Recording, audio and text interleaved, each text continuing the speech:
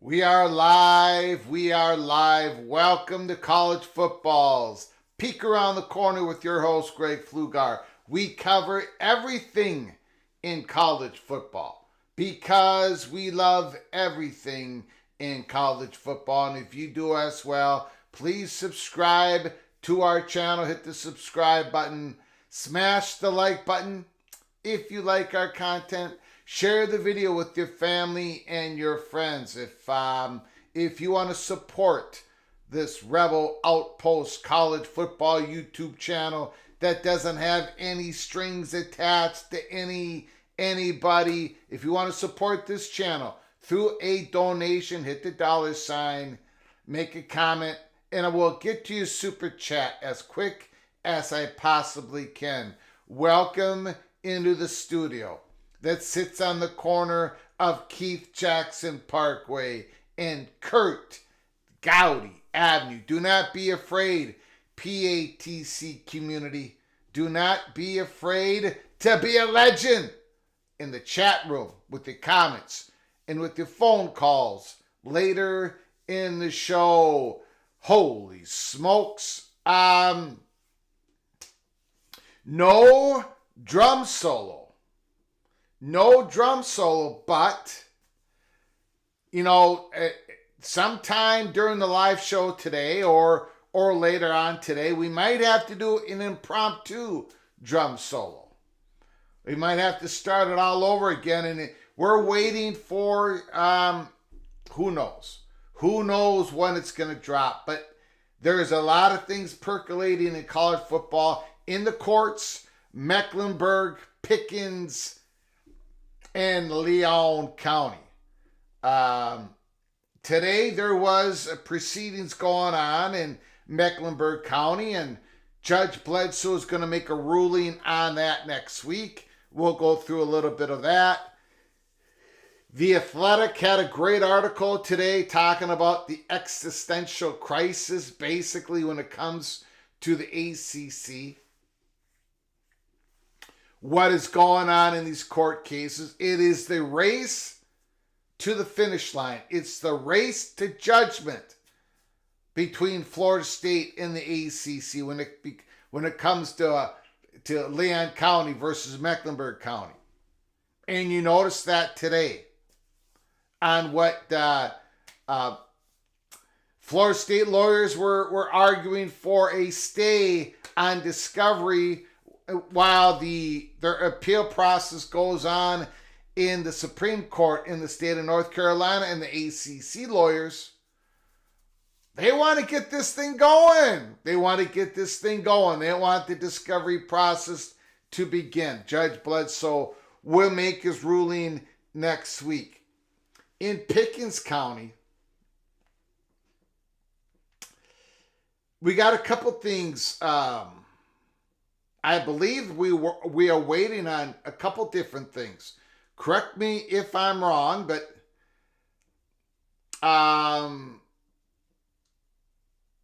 Clemson. First of all, the ACC, I don't know if it's the due date is today or it's somewhere around today, close to today, for the ACC to file their motion to dismiss in Pickens County. If they were going to file something, I think the deadline is today. So we're waiting on that in Pickens County. I'm going to keep hitting that refresh button. And then Leon County, we're still waiting for the amended complaint filed by Florida State. And their deadline is, I believe, May 6th. So we're waiting on that. So we're waiting on a lot of things to transpire. We're going to go through the Mecklenburg County, what happened today in court. And then we're going to go through the Athletic article, which is fascinating. Chris Vanini wrote it. It really does a great job at setting the table. The existential crisis that is going on in the ACC. Do they go? Do they enter into mediation? Do they enter into a real negotiation? What's the incentive to do it? What's not the incentive to do it?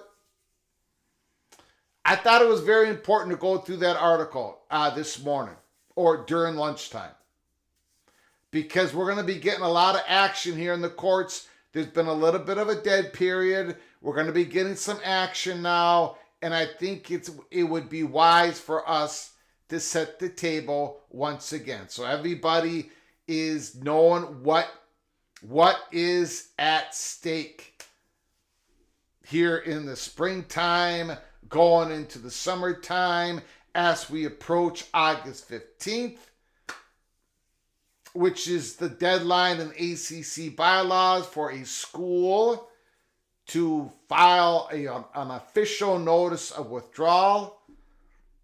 A lot of things going on. And if we have time, we had to push it aside last night. We'll talk about overreactions, Big Ten, spring game. We'll quickly go through the teams, the overreactions of Big Ten teams as we witness what happened in spring football, according to CBS Sports. If we have time. We had to push it away yesterday. We'll see what happens today. Let me thank everybody. Before we go to Mecklenburg Court, let me thank everybody for coming on in. During lunchtime, Thursday, May 2nd, Skull Ducky is in the house. Jay Go Blue, Bo Stacker, Kerry Gold Nose, Nick Boardman, Holy Smoke, Skaven, yes, hello, Mad Gopher, Michael Uten is in the house. Chief Fan is here. JD Turtle, When does the mediation begin? Good question. Another Terrapin crab cakes in football. Hey, Greg, go Terps. Caleb Ramirez is in the house. Susan, no drum solo. By the way, I love the picture of that dog, Susan. No drum solo, but we may get one before the day is over. We'll see what happens here. Keep your head on a swivel. Bo Stacker is in the house. Michael Monk, Lee Go Gators. Jeff Morgan, the Mountaineers. Cameron B. Rock Chalk Jayhawk is here. Chad Bracey is here. Mr. Colorado Buffalo, Richard L. is here. My Prof. Kay Struthers. Matt Neeson, Mr. Cyclone is in the house. Elliot Cruz. Reports of demise of the ACC have been greatly exaggerated. The ACC legal position is much stronger than Florida State's position. Is the advantage so much towards the ACC that they're not willing to negotiate? We're all looking for a number. And plus, there is something out there that the ACC does not control. It might be able to affect it a little bit, but it does not control the situation of whether or not the ESPN declines to distribute their content, to walk away from the contract, the media contract, for 2027 and beyond, and that decision, the deadline has to be made prior or on February 1st, 2025. The ACC does not have control of that, right? They might have the best legal position in the world. I don't think they do, because of that ACC ESPN media rights agreement that they're, we won't go down that rabbit hole right now. But there is more than just the ACC legal position and the Florida State legal position, that is affecting everything. It's an existential crisis for the ACC. Thomas, glad you went live on my lunch break. Well, I'm happy to serve you, Thomas. I hope you enjoy the show. Ricky is here. Don Scruggs, Daniel is in the house. Chief Fan, Rock and Rant. Good morning from LA. Holy smokes. Thomas Williams is in the house. Marcus Williams. Let's go Flugs. Go Blue. Soap is in the house. Soap is on the huddle. The Evil Badger. Ryan Willie is here. Northern Knoll is here. St. James. Morris Williams. Clay Try. Davis Johnson. Go Heels. Go Heels. Davis Johnson. Glad you could come on in. The Young Seminole is in the house. Expedition Greg. The Texas Tech Red Raider Laura Weiss is in the house. Holy smokes. Movie Time Blues. A whole lot of people have joined us. Thank you so very much. Lunchtime, May 2nd.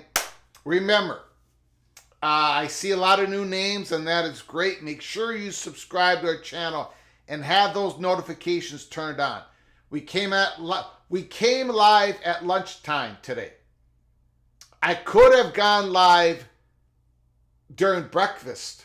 We almost had a PATC breakfast once again. We have those shows. But we were looking for the information to come in from what happened, the proceedings in Mecklenburg. And we're looking at some other stuff. So we waited. So make sure you have your notifications turned on. There is a chance that we're going to come on later again tonight. The people who've been following us here at Peek Around the Corner for 2 years knows how it goes. We follow the story. Wherever it goes, whatever it is, we follow the story like nobody's business. So, again, make sure you have your notifications on.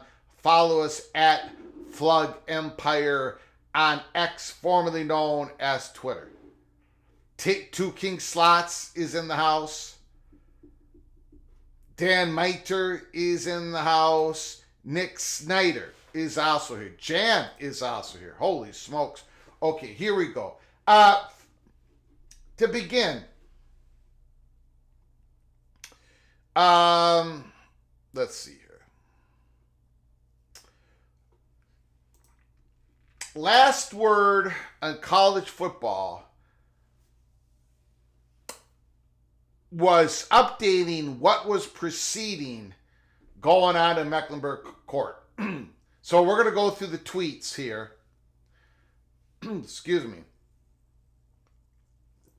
Early this morning, right? Early this morning, Bledsoe deciding whether discovery should continue in North Carolina while Florida State appeals the decision of the previous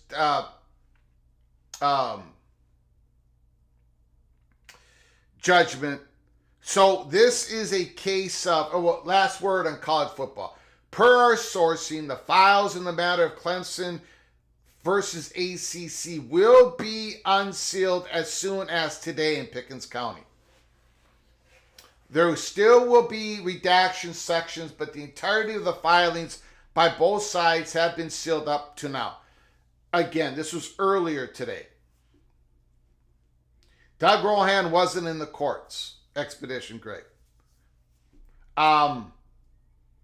So in Pickens County, so we're going to be hitting the refresh button during this live show. And if something hits, we're going to be covering it.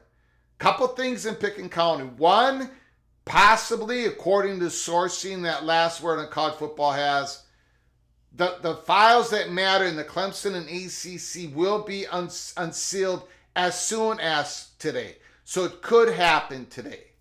We talked about it, I don't know, yesterday, the day before. Clemson filed a motion of clarity. There's redaction versions, there's unredaction versions of these these complaints, whatever, back and forth. We might get something to where we can, we might get some meat on the bone today in Pickens County. Also, the ACC motion to dismiss, I believe, is due today in Pickens County. Whatever, something might drop in Pickens County. If it does, we'll be covering it here at Peek Around the Corner. That's number one. Last word on college football, status update hearing today in Mecklenburg County, North Carolina, in the matter of ACC versus Florida State. Florida State Council contends that Judge Bledsoe is stayed from proceeding in any matters of the case, pending the state Supreme Court appeal on his denial of motion to dismiss. So, Florida State filed a motion to dismiss the case out of Mecklenburg, right? Judge Bledsoe ruled, denied that motion to dismiss. Florida State filed an appeal to the North Carolina State Supreme Court. And so Florida State is arguing today that, everything should be stayed. The discovery shouldn't go on until the matter of the case pending in Supreme Court gets finalized. So Florida State is saying, whoa, hold on. Remember, this is a race to judgment. In the ACC wants these proceedings to move as fast as possible in Mecklenburg County. Florida State wants to slow it up. Florida State and Leon County wants the proceedings to go as fast as possible. The ACC wants to slow it up. Right? The ACC Council contends that Mecklenburg Court can close all proceedings pending Florida State Supreme Court appeal, thus allowing discovery issues to continue in the meantime. So get the discovery stuff, issues going on, keep going on. Florida State Council argues that the stay of further proceedings pending the Supreme Court appeal is an automatic stay and thus not discretionary for the court. Excuse me. Counsel for Florida State casually throws out, listen to this now. During the proceedings this morning in Mecklenburg Court, counsel for Florida State casually throws out a reference to the Supreme Court, the United States Supreme Court. Should they lose their sovereign immunity appeal in the North Carolina State Supreme Court? Quote, I'm sure the U.S. Supreme Court would agree if North Carolina Supreme Court does not. Florida State lawyers, counsel, just throws that out there. And then finally, Judge Bledsoe says he will issue an order sometime next week. What is at stake is whether any of the issues and discovery in North Carolina can continue pending the state Supreme Court appeal. ACC wants things to continue in Mecklenburg County. Florida State is saying, whoa, no. And, I'm not a lawyer, as everybody knows, but I got a feeling that probably in Leon County, at some point, right, the ACC is probably going to appeal to the Florida State Supreme Court. And the effect of that the proceedings will potentially slow down in Leon County. This is a race to judgment.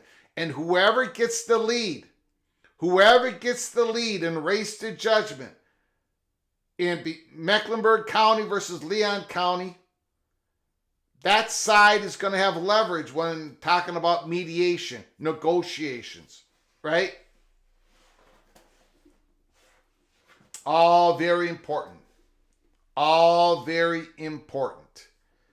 Now, that's what happened in Mecklenburg. So there's going to be a Judge Bledsoe will issue an order sometime next week. Again, next week is filling up with important dates all over the place when it comes to these court cases. So May 6th, I believe May 6th next week is the deadline for Florida State to file an amended complaint. Remember, Judge Cooper gave Florida State a second bite of the apple. I think, that can drop today. That could drop Friday, I believe, or Monday or Tuesday of next week, somewhere around May 6th, May 7th. Okay. This is a tremendous, important article. Chris Vanini this morning. It truly sets the table on everything we've been talking about here. Mecklenburg, Leon, Pickens County. And again, during this live show, we're going to be keeping an eye on Pickens County. Something could be dropping in South Carolina. The ACC versus Florida State and Clemson, the courtroom clash on which realignment's future hangs. The next stage of conference realignment may be determined in a courtroom. Which courtroom that is, nobody knows yet, but it is a race to judgment. Florida State and Clemson have made their intentions clear. They're looking for the easiest way out of the Atlantic Coast Conference.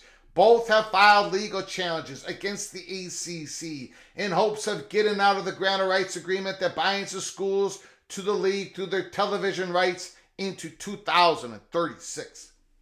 A successful attempt to get out of that contract would open the door to pursuing membership in the more lucrative Big Ten or SEC. The ACC has filed its own legal challenges against both schools in North Carolina. But the Seminoles and Tigers are not actively leaving just yet. Nobody, administrators, legal experts, and media rights experts, knows how or when the legal fight will end, nor will the cost, or what will be the cost. Any resolution in court may be more than a year away. Thank you, Ryan Willie, for your membership of the 5th month. In my opinion, they should take Judge Cooper's suggestion of mediation. Well, we'll see about that. We'll see about that. Judge Cooper keeps talking mediation. Every time there's proceedings going on in Leon County. I'll thank you later for your generosity, Mr. Ryan Willie. This will be a case taught in law schools going forward, said Kevin Paul, an attorney of Hill Ward Henderson, who has worked on sports business cases.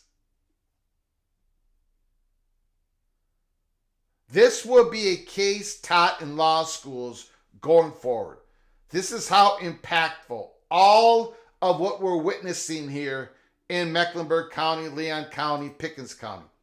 But everyone agrees that Florida State and or Clemson are successful in court in nullifying the grant of rights. The results could be a paradigm shifting.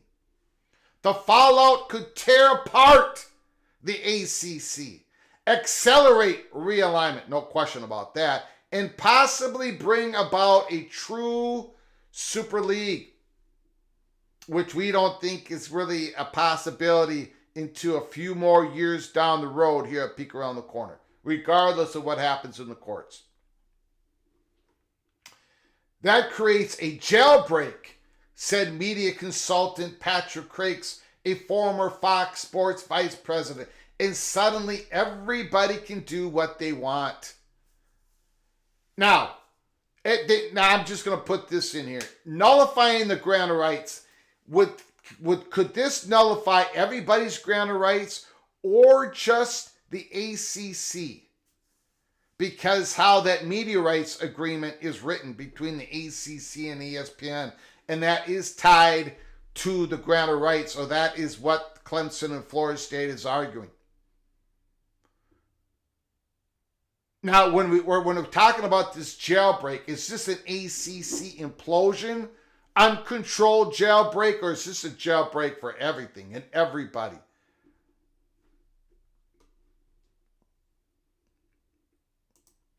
What are they arguing in court? After months of public discussion, Florida State's Board of Trustees filed a legal challenge against the ACC on the 22nd December. We know about that, saying it cannot compete in a world where the Big Ten and the SEC schools can earn tens of millions more from their television deals. The ACC, expecting this, had filed its own challenge a day prior in North Carolina, December 21st. Clemson filed its case in South Carolina in March, and the ACC filed against the Tigers the next day, saying that Clemson had indicated it wanted to work with the conference regarding its membership. Remember that? Holy smokes. Without going into court, only then to file first in South Carolina. Did Clemson do the rope-a-dope? Did Clemson do a little bit of, cloak and dagger? Were they cloaking? Were they pretending that they wanted to have these discussions with the ACC in regard to the membership, but then just turn around and file to make sure they would file soon, be the first one out of the gates in Pickens County before the ACC could file against Clemson in Mecklenburg County, which they did against Florida State? Or was this a case of, yeah, they began to talk, but then Clemson was like, are you kidding me? There's a number that you gave, whatever it was. Something made Clemson say, this isn't going anywhere. We're going to finally file suit against the ACC. Florida State and Clemson's lawsuits are a bit different.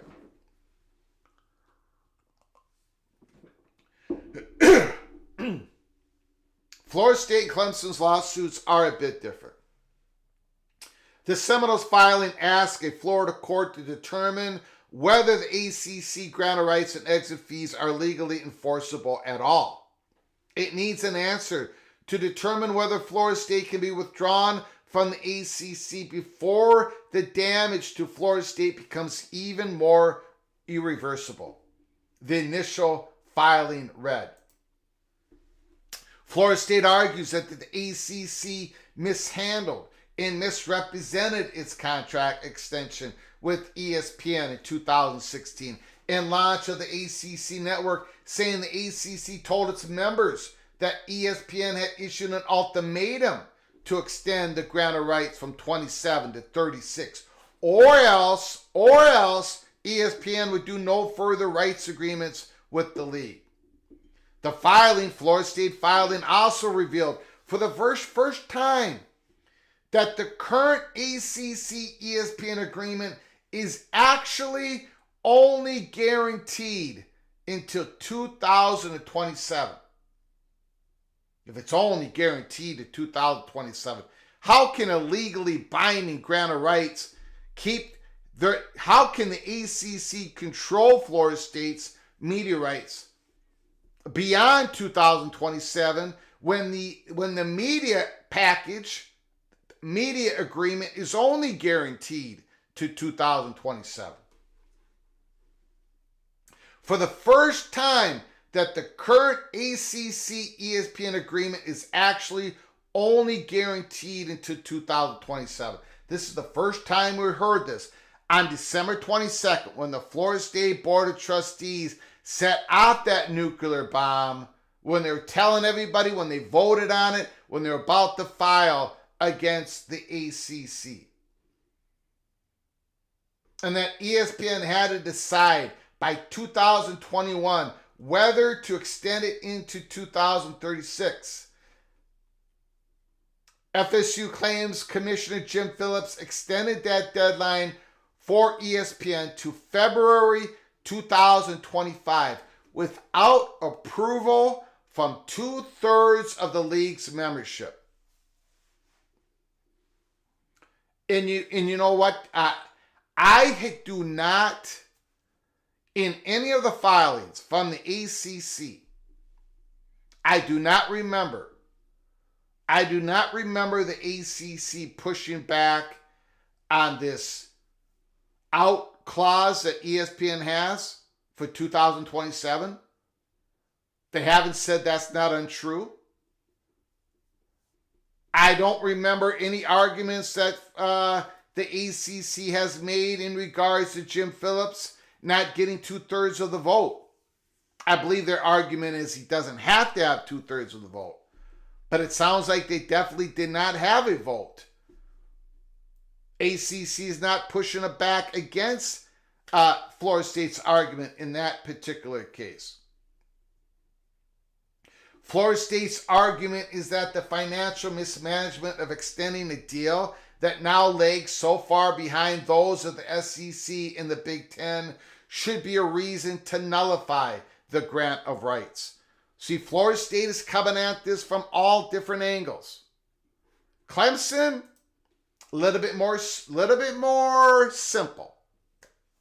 Clemson's case centers around the idea that the grant of rights should not be enforceable after school leaves the conference. arguing that it only applies while a member of the league. It also argues the league's $140 million exit fee, a cost set at 3 times the ACC's annual budget, which has ballooned since the fee was agreed upon in 2012, is not a representative of actual damages. I think Clemson is willing to negotiate, right, that exit fee. So is Florida State.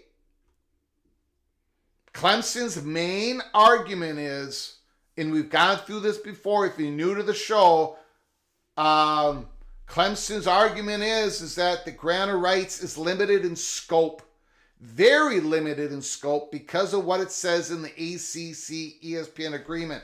Clemson says basically that if they declare once they leave the conference, once they officially leave the conference, the media rights, they own them back. They get them back.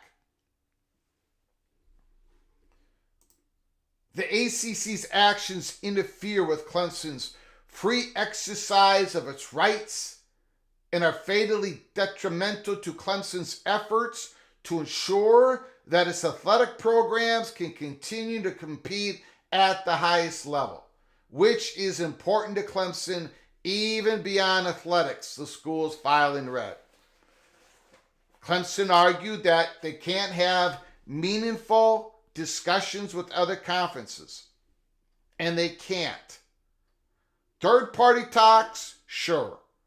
Some valuation talks, sure. But not the important where you're sharing information from university to conference to university. The important talks are not happening. Nobody has an invitation to join in the conference. No university in the ACC has sent an application to the SEC or the Big Ten.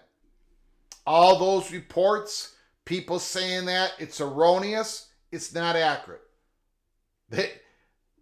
It's just not that, none of that has occurred.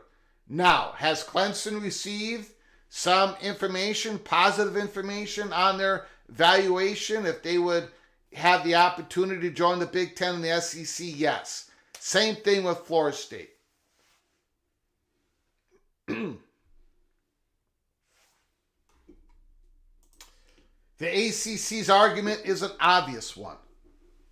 Both Florida State and Clemson knew what they were agreeing to when they signed the grant of rights and agreed to the ESPN deal to 2036 or 2027.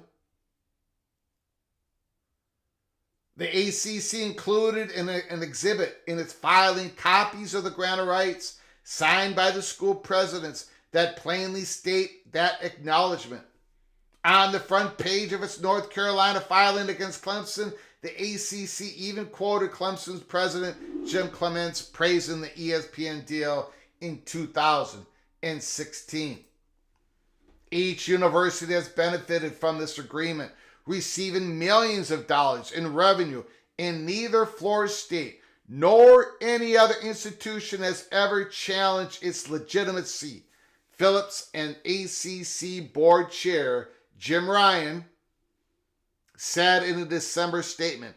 Jim Ryan, the board chair, Jim Ryan, University of Virginia's president, Jim Ryan. Outside attorneys who spoke to The Athletic were careful not to predict any result, but they believe the ACC's initial argument appears to have a good foundation. To say you want to get out of a contract, if you had the foresight like that, everybody would be a winner in the stock market. But it doesn't work like that in commerce and business, said Irwin Kirshner, the co-chair of the sports law group at Herrick Feinstein Law Firm. What is the status of each case? There are 5 ongoing lawsuits in total. Florida State against the ACC in Florida. Clemson against the ACC in South Carolina. the ACC against Florida State and North Carolina, the ACC against Clemson and North Carolina, an additional lawsuit filed last week by Florida State's Attorney General to force the ACC to make its ESPN deal a public record. The Florida Attorney General action is not expected to have any effect on Florida State's cases. Maybe not on the cases, but possibly on leverage when it comes to getting people to the negotiation table. As for the lawsuits over the grant of rights, each side would prefer what it perceives as home court advantage. Race to judgment. Race to judgment. The ACC won the first of many battles last month when Florida State motions to dismiss or stay in the ACC's case in North Carolina were denied in business court. Judge Bledsoe made the ruling. Motion to dismiss denied. The judge ruled that North Carolina is the proper venue for the case because the conference and its contracts are based in the state, along with the fact that the ACC filed its case first. The judge also noted that Florida State for years expressed no issue with the contracts. It signed and accepted ACC payouts from it. Florida State had appealed to the North Carolina Supreme Court, which could take months to resolve the motion. The business court also ordered that the ACC's ESPN contract remain sealed from the public. That's in Mecklenburg County. Motion to dismiss denied. Most of that ESPN ACC contract remains sealed from the public. A judge last week temporarily granted the ACC's motion to dismiss Florida State's case in Florida, but granted Florida State's ability to refile the complaint to clear up any question of jurisdiction. So the sides will essentially have to redo the hearing at least a month from now. Now, we should be getting that refiled amended complaint from Florida State. We could see that today. We could see that tomorrow. We could see that Monday. We could see that next Tuesday, I believe. The judge had previously denied the ACC's motion to stay that case, indicating it's likely to move forward in Florida.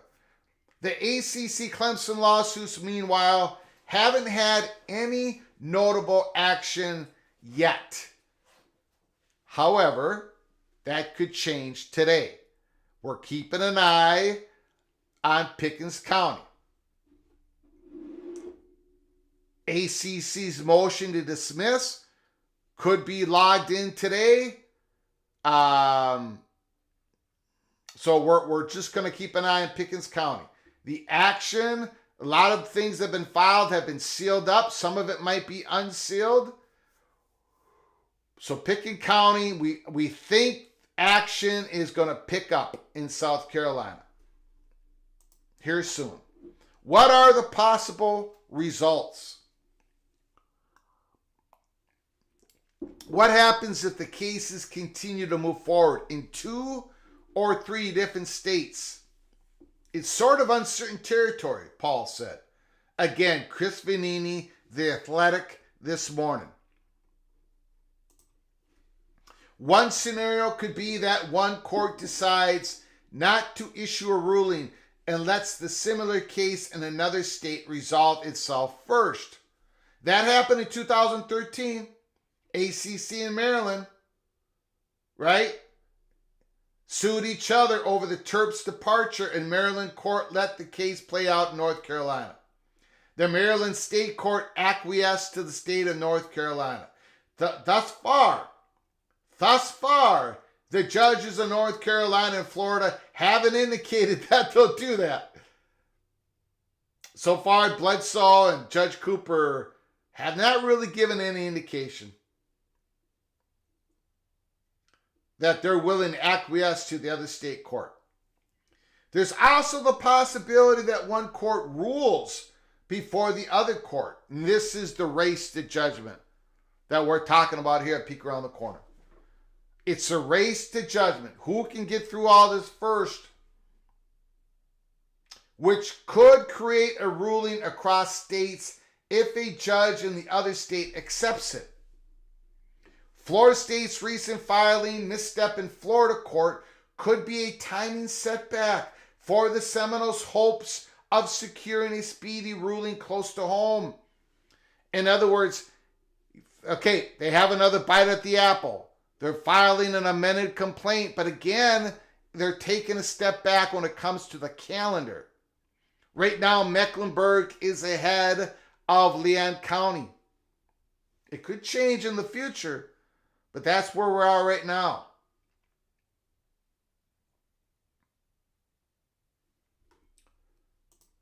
If North Carolina or Florida is the first to make a ruling, then it could be binding on the other court.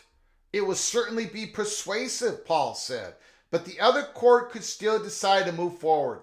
For example, the Florida court could decide that the North Carolina ruling does not impact how Florida law would decide the same issues.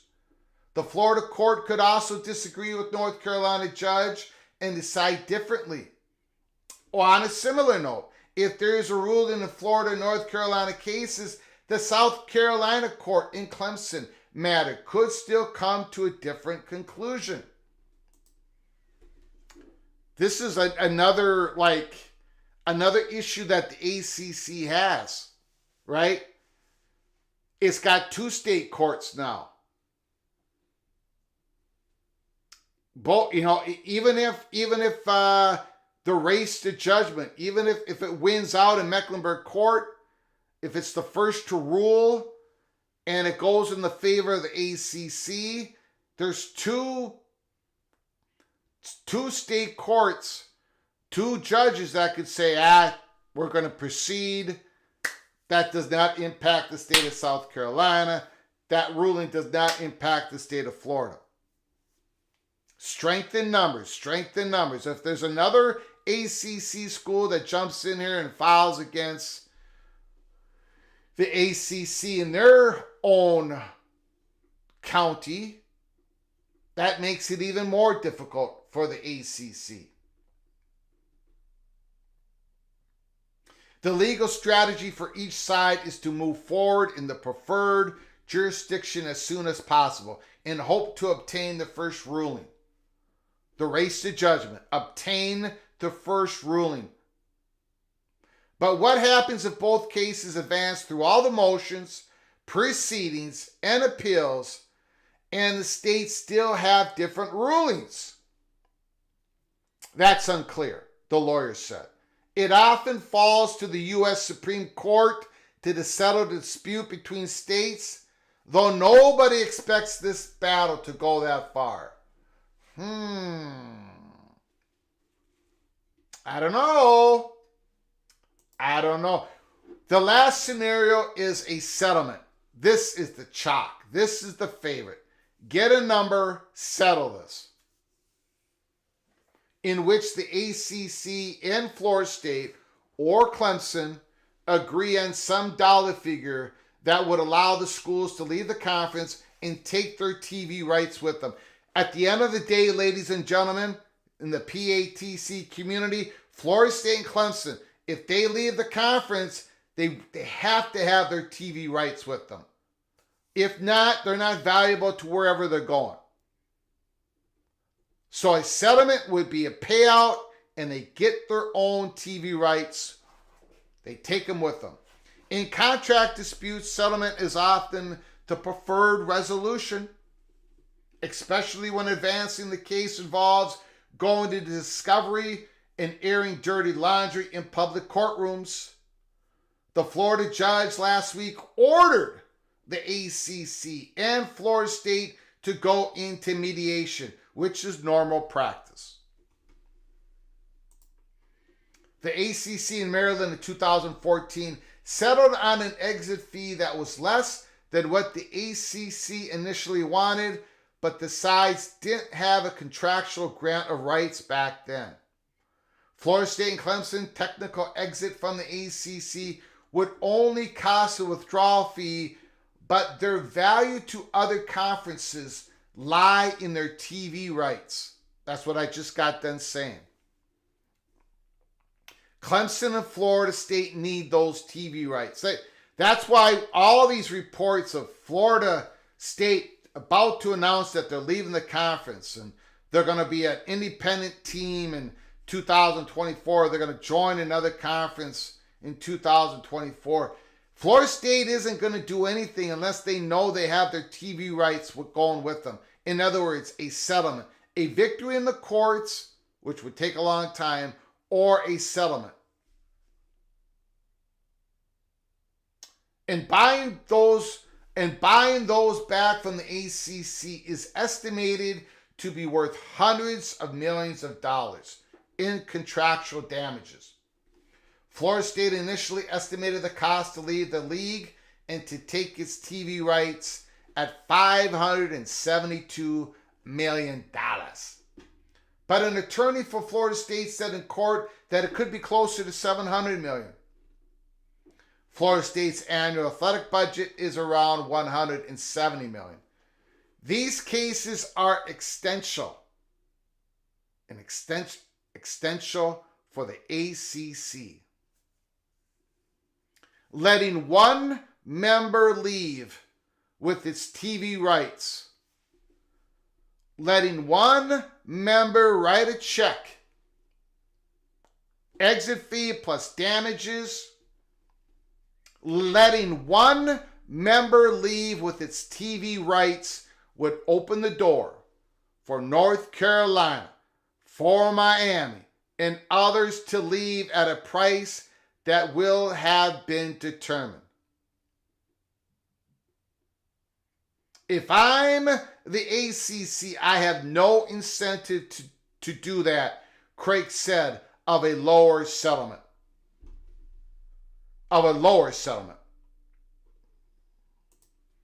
Meanwhile, Florida State has held talks with private equity firms about a cash infusion.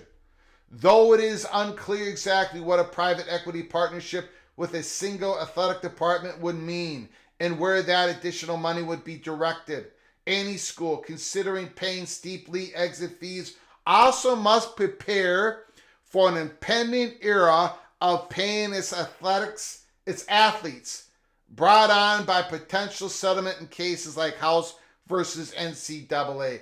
We at Peek Around the Corner reported that to you all.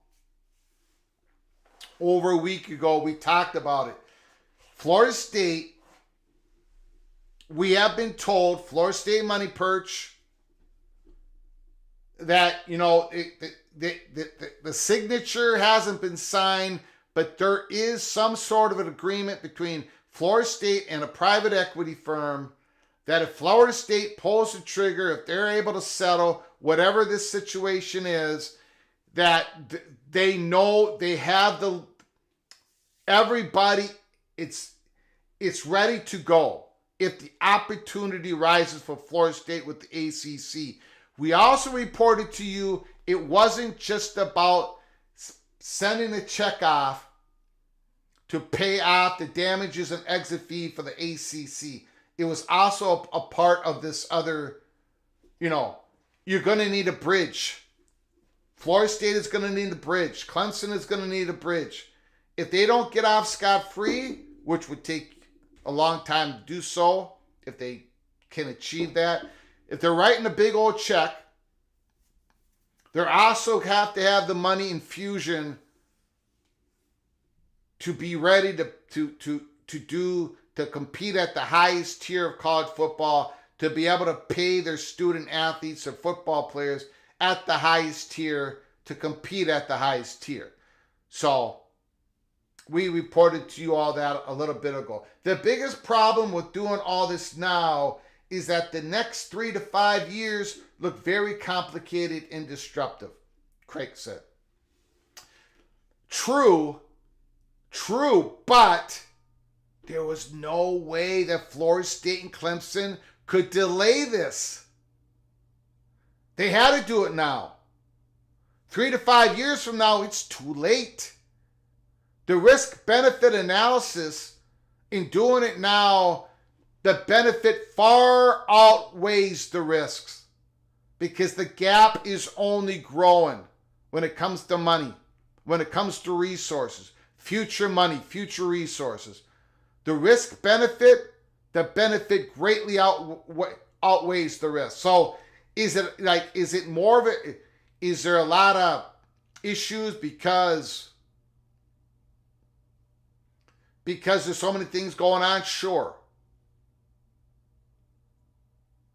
But it had to be done now. It had to be done now. And as we reported to you on December 26, 2022, that Florida State was going to have a declaratory statement in the first quarter of 2024.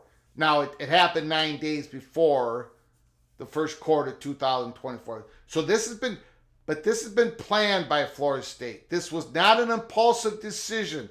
Not an impulsive decision by Clemson. They know the lay of the land. They know it's changing. That's one of the reasons why they have to do this. What happens if Florida State and Clemson get out? While legal battle raises the intensity, some legal experts reason that if Florida State and Clemson want to leave, why pay hundreds of $millions to depart when you might be able to get out for less?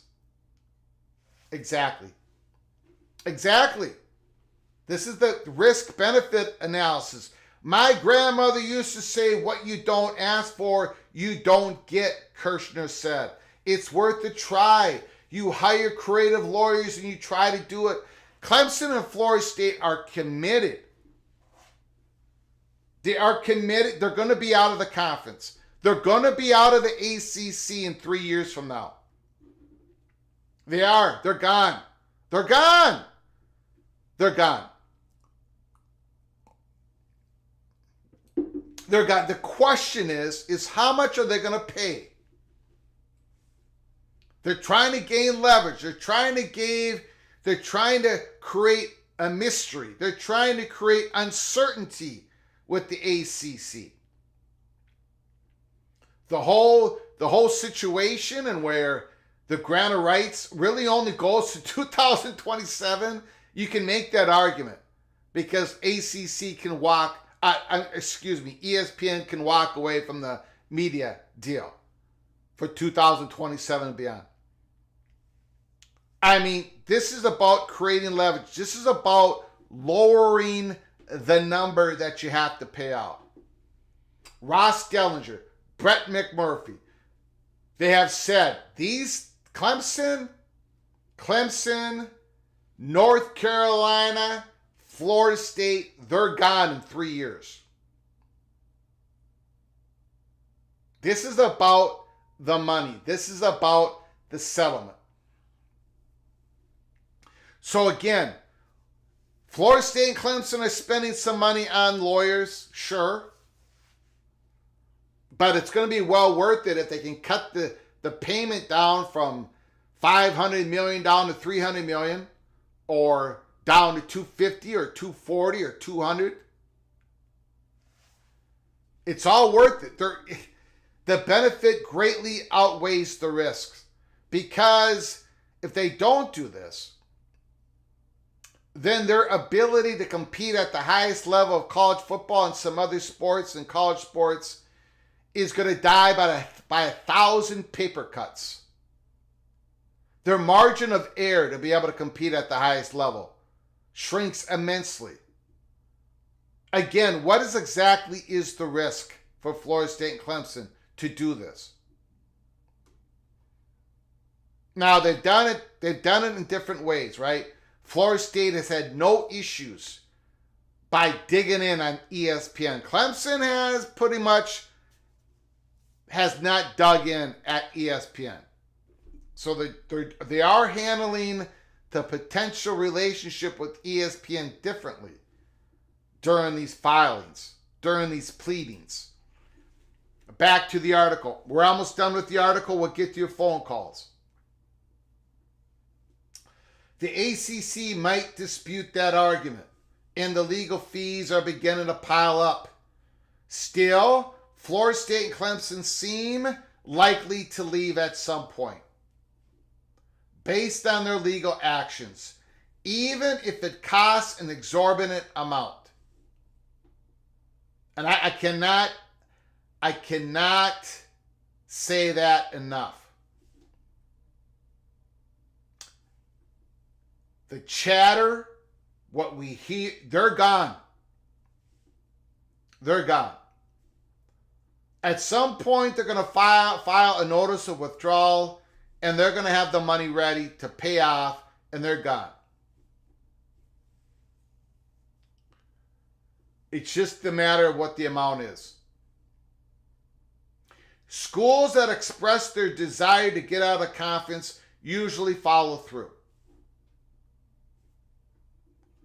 That February 2025 ESPN option deadline is also coming up. And this is something the ACC does not control. They don't control this. I know there's people in the comments saying ACC has a great legal case, Florida State has a horrible case. Fine. That is an allowable opinion. Of course it is. But whatever you say on that, you cannot, the ACC does not hold their own destiny in their hands when it comes to the court cases because of that February 2025 ESPN option deadline. Does that mean Florida State and Clemson must move more quickly? Networks want stability, and Crakes wonders whether ESPN and the ACC could come up with some sort of TV deal tweak to keep Florida State and Clemson happy. The Big Ten and the SEC have avoided comment on Florida State Clemson's futures so as not to be perceived as tampering. But how interested would they be? Media industry's experts are skeptical of their value at this point.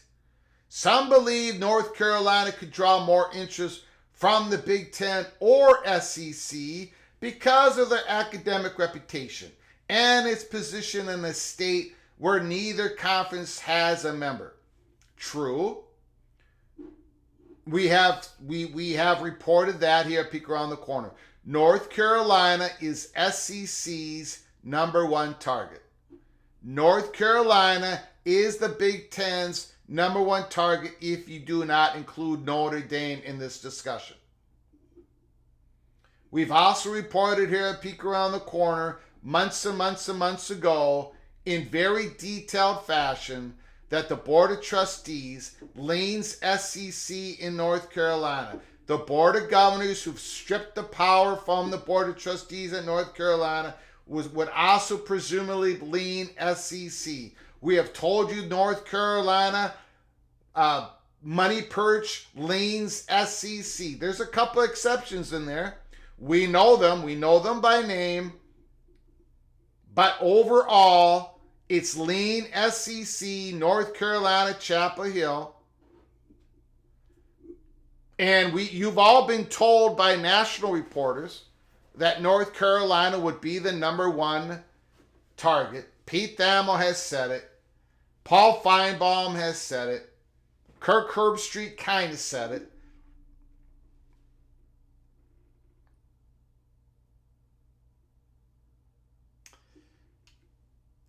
Again, media industries are skeptical of their value at this point. Some believe North Carolina could draw more interest from the Big Ten or the SEC because of its academic reputation and its position in a state where neither conference has a member.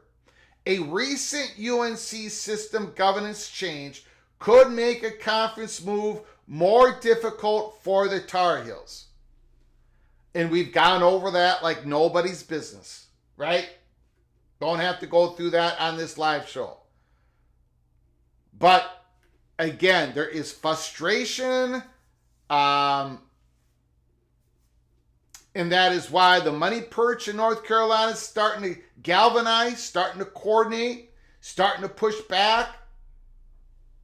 You're going to be hearing something on that real soon out there in a national reporter, local reporter. In fact, let me just point this out before we get more into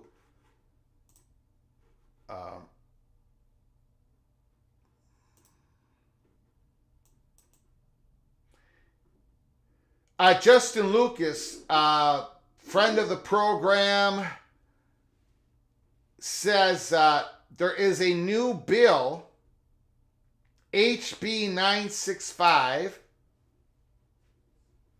It's got 8 co-sponsors. A bill was filed at the state legislature late yesterday in the state of North Carolina.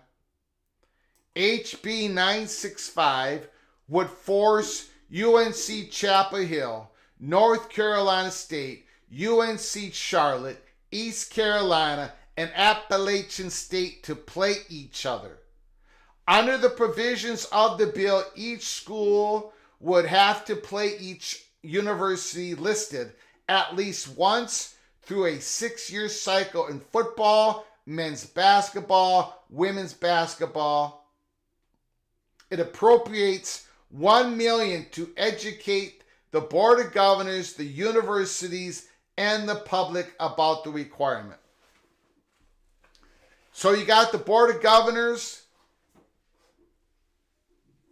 making it more difficult for North Carolina Chapel Hill to act independently when it comes to litigation, when it comes to settlement, when it comes to conference affiliation, and a whole list of other things.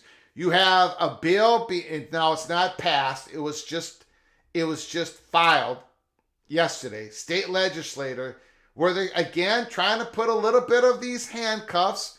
Chapel Hill, North Carolina State would have to play UNC Charlotte, East Carolina, Appalachian State once every 6 years. It's just more government, right?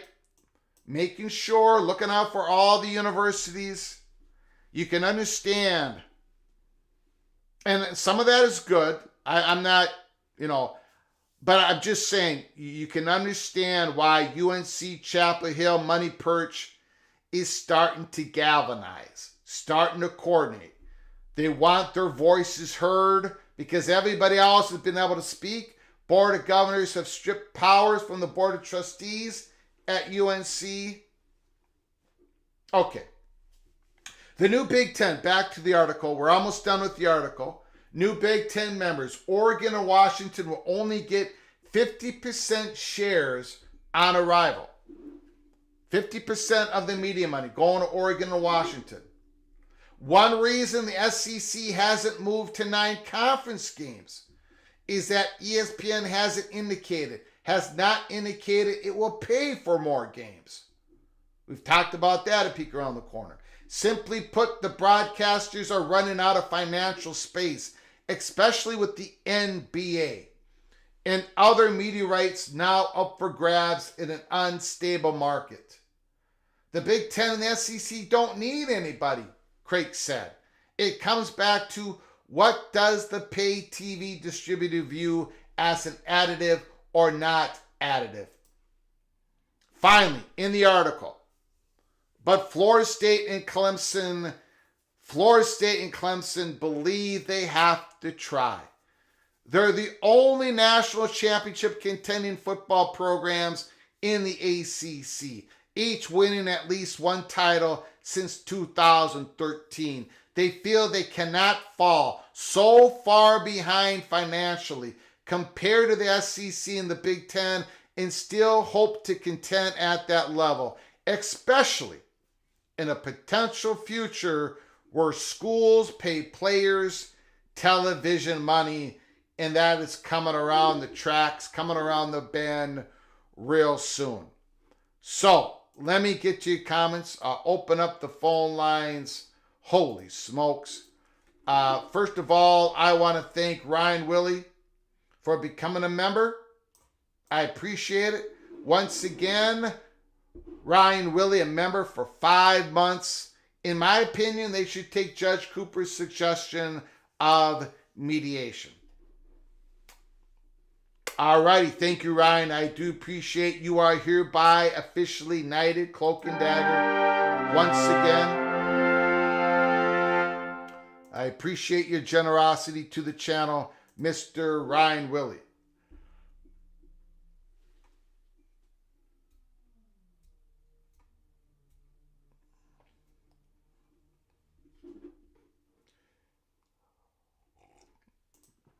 Holy crap, what the hell is North Carolina doing?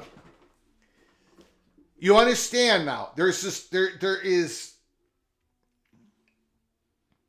I'm telling you.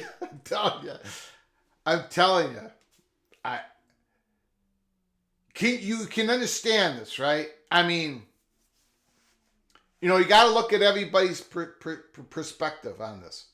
But look at, again, and I've said this before, I've tried to explain this before. At some point, the money perch is going to talk. These are the big donors of these universities. They're going to make sure their voice is heard, and they're going to push on something. This is how this whole USC thing started. This is how we found out. I've told the story before. We knew about the Colorado, the hot bubble of action. We knew about the meeting on May 24th with donors and May 31st with donors. The big whales and everybody else. They were on board. They said they're on board. And then Colorado finally pulled the trigger on July 27th. This is different. This is North Carolina money perch going, what the heck? Look, the Board of Trustees have no more power. We're seeing what Clemson and Florida State are doing. If we do change conference affiliation, if it implodes, if there's a settlement that Florida State and Clemson can reach with ACC, how do we go about doing this? Does North Carolina State, is this part of would it have to be a package deal? Or would there be a calimony tax? Remember how UCLA has to pay California yearly money between $2 to $10 million a year? Is there going to be a tax on North Carolina if we go to the Big Ten or the SEC? There's all this worry. And North Carolina Chapel Hill, for those Tar Heels in the chat room, there's been a rock fight at UNC Chapel Hill. It's been going on for years. Kevin Gusowitz finally leaves, goes to Michigan State. Peter Hans is the president of the UNC system. He handpicks the new interim chancellor. That interim chancellor, Lee Roberts, he's about to be the permanent chancellor, which was everybody knew that was going to happen. There's cloak and dagger stuff going on everywhere. And the North Carolina Chapel Hill money perch are sitting here, are sitting and going, is our athletic department, now we're already being devalued. We're not having all this media money coming in. We've already, the university, ACC, whatever, screwed up. And now we're being tied to other things. Now there's this bill, this legislature bill. Our independence, North Carolina Chapel Hill independence is just shrinking constantly. So expect, they've already had one event. They're gonna do something else. You're gonna be hearing about it. So keep your head on a swivel.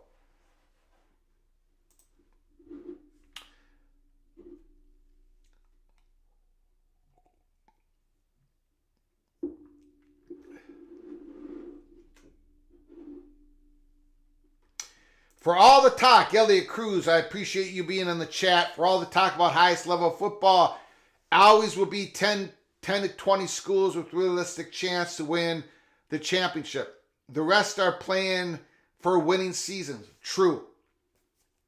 Absolutely true. But the money that the football program brings in helps with all the other sports under the athletic department umbrella. You know, it affects everything in the athletic department. Vanderbilt baseball team plays at a very high level, competing at the highest level of baseball. Their football, their whole entire athletic department is under the SEC umbrella. Look what has happened with Big Ten volleyball. Everybody in the chat, I know most people in the chat aren't Big Ten, which is, we're a national show, but I'm just telling you, Big Ten volleyball has grown to such an unbelievable level. And 10, 15 years ago, the Big Ten, But why has the Big Ten volleyball has grown to such a degree? Filling out everywhere. All the Big Ten universities. They keep adding more and more seats to their, whatever you call that, arena, where the volleyball. They keep adding more and more to their facilities. The TV numbers for the Big Ten network, when it comes to women's volleyball, Wednesday and Sunday nights are through the roof. That brings in more money to the network. You see what Nebraska's doing? Wisconsin, you see those 90,000 Nebraska? It just keeps growing and growing and growing. Why did that happen? Well, some of it is because of the incredible exposure that Big Ten gets. The SEC gets the same thing. The conference networks have exploded in ad revenue. Not so much the subscriptions, because we all know subscriptions have gone down in every, most channels. But the ad revenue is sky high.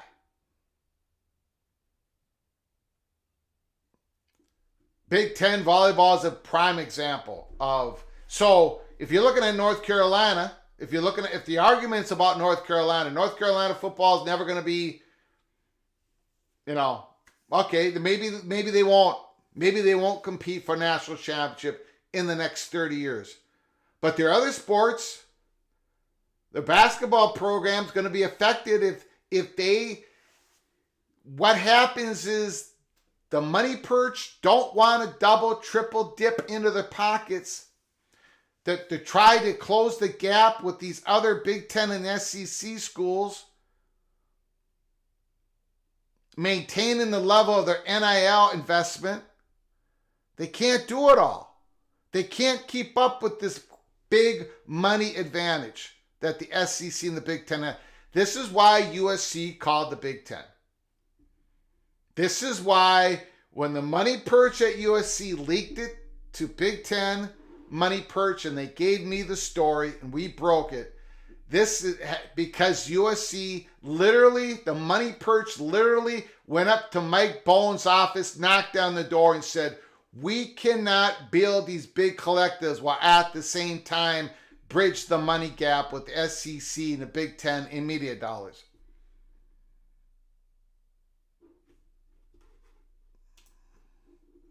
North Carolina money perch, they're talking.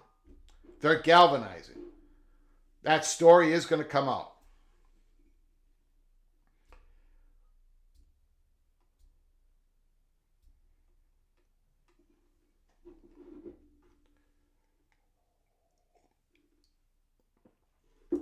Well, one of the reasons Black Rain, that's why I say these people think these TV networks are going to spend all this money only college football are wrong. They have the money to spend on NBA, NFL, MLB.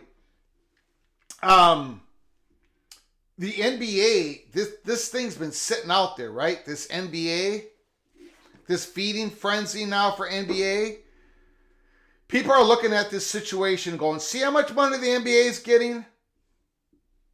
Okay, no problem. ESPN can pay a whole bunch for they can pay that ninth conference game for the SEC. They can pay more to the ACC. They can just write a check and pay more. They can rip up that contract and pay. That's not how it works.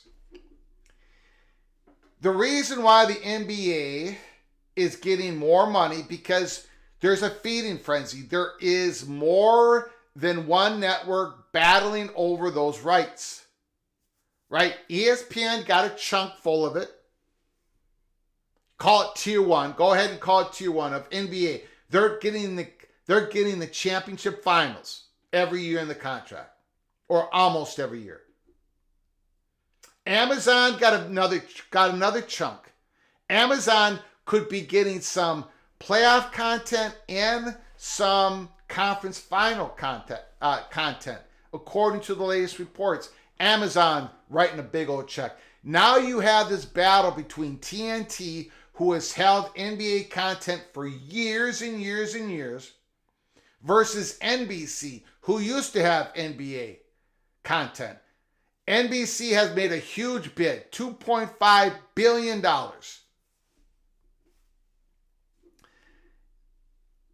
Warner Brothers Discovery has a chance to match that offer.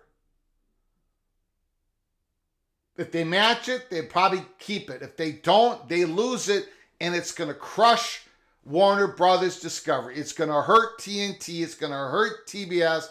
They're not going to be able to have the same leverage with their cable companies, and everything goes pear-shaped for them. But my point is, there's more. With ESPN already owns ACC rights. They're not going to bid against themselves. This is a publicly owned company, stakeholders. They're not going to rip up the contract and pay out more for ACC content. They're not. They don't really. I mean, in some ways, yeah, a ninth conference game in the SEC makes the conference even more valuable, but ESPN's not willing to do it right now. They wanted to make sure they could get the NBA content, and it looks like they did.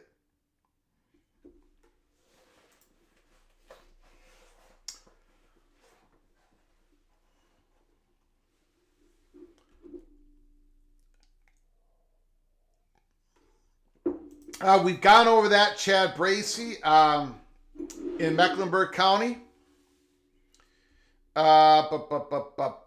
Mecklenburg County, Bledsoe is going to make a ruling next week. Before I open up the phone lines, and I'm going to open them up real quick here, I just want to see if there's been any updates in Pickens County.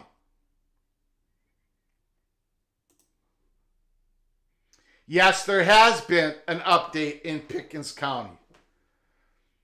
There has been an update in Pickens County. Hold on. Time out. We actually got something, I think. Hold on.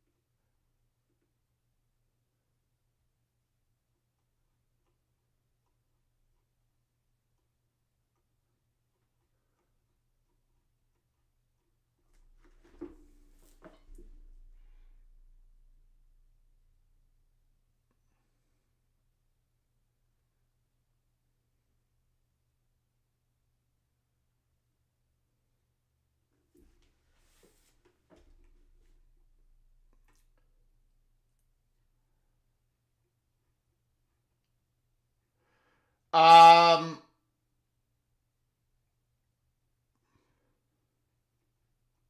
okay, there was a ruling on Clemson's motion to clarify applications of temporary sealing order for the entry of interim orders, blah, blah, blah, is granted.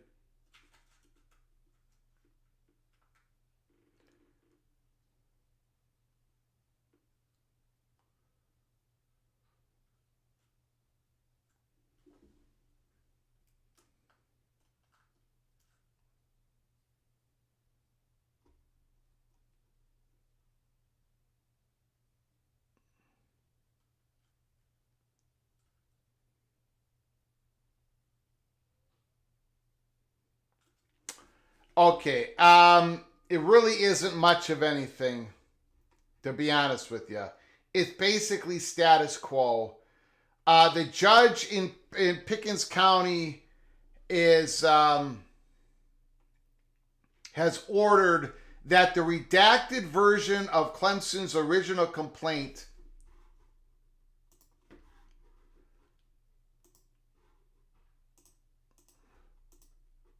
and redacted version of the amended complaint on file with the clerk shall be and remain publicly accessible. Okay. It is also further ordered that the unredacted complaint and unredacted amended complaint shall be and remain sealed until after the ACC has appeared and made a showing as to which, if any, of the material redacted and subjects to which the material refers to should be and remain sealed. So it's basically status quo. There is a redacted version of Clemson's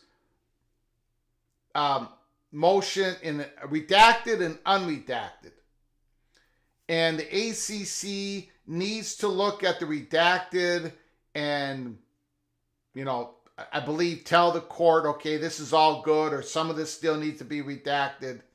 Basically granting everything that Clemson, and it also said in the order that Clemson and ACC lawyers have agreed on this. Basically, it's a motion to clarify. Everything's been clarified, and it's basically status quo. That's what I'm getting out of it. Not a game changer in any way. Okay, now let's open up the phone lines. Give us a call. 763-260-1333. As we're waiting for a call, Big Ten spring football overreactions. It's title or bust for Ohio State. But Oregon can win the league in year one. Tom Fornelli, CBS Sports. Overreactions. Illinois has the best offensive line in the conference. Holy smokes. It should be no surprise that a Brett Bielema team looks strong on the offensive line. Wow. Indiana's overreaction. There aren't enough balls to go around for all the skill players. Coach Kurt Cignetti takes over an Indiana program that's won 9 games in the last 3 seasons. Indiana's biggest transfer portal win this offseason was convincing receiver McCulley to stay. He's the leader of what could be Indiana's deepest receiving core in years. Wow. Iowa. Iowa's overreaction. The Hawkeyes finally have a modern college football offense. Holy smokes. Cade McNamara was not a full participant this spring following his ACL injury, and Deacon Hill is in the transfer portal. So keep an eye on that. Maryland, the Terrapins still can't run the ball. Overreaction, Tom Fornelli, CBS Sports. Maryland ran the ball less often than anybody else in the Big Ten, perhaps for a good reason. That is the overreaction. According to Tom Fornelli, can Maryland get their running game going at least a little bit this year? Michigan, this is the greatest defense of all time. No school saw more players taken in the NFL draft than Michigan, the national champions. Mason Graham and Kenneth Grant are still on the team, and they anchor that defensive line, the middle of that defensive line, Mason Graham and Kenneth Grant. Michigan State overreaction, and I have repeated this over and over again, Aiden Childs is the chosen one. The transfer from Oregon State coming with Jonathan Smith from Corvallis to East Lansing, Aiden Childs. Minnesota, Max Brosmere is the field general this team needs. The Gophers brought in Max Brosmere from New Hampshire, played in 36 games, FCS All-American, Walter Payton Award finalist. We'll see what happens. Brosmere is still catching up with the playbook, but Minnesota and his teammates rave about his leadership in his intangibles. Nebraska, there are too many elite quarterbacks. They've got one elite quarterback, Dylan Raiola. I've been talking about Dylan Raiola so much that the PATC community has turned against me. I think he's the real deal, Holyfield, if that offensive line can keep him healthy. Northwestern doesn't have a quarterback. Brandon Sullivan's exit to the transfer portal. I don't know where Brandon Sullivan has gone. Does anybody know? Has Sullivan committed to some other team? He exited the portal. One of the biggest eyebrow-raising moments of the spring in the Big Ten. Ryan Helinski, who's been there, who hasn't performed all that great. Jack Losh and Aiden Gray are the lone quarterbacks on the roster. Call from JD.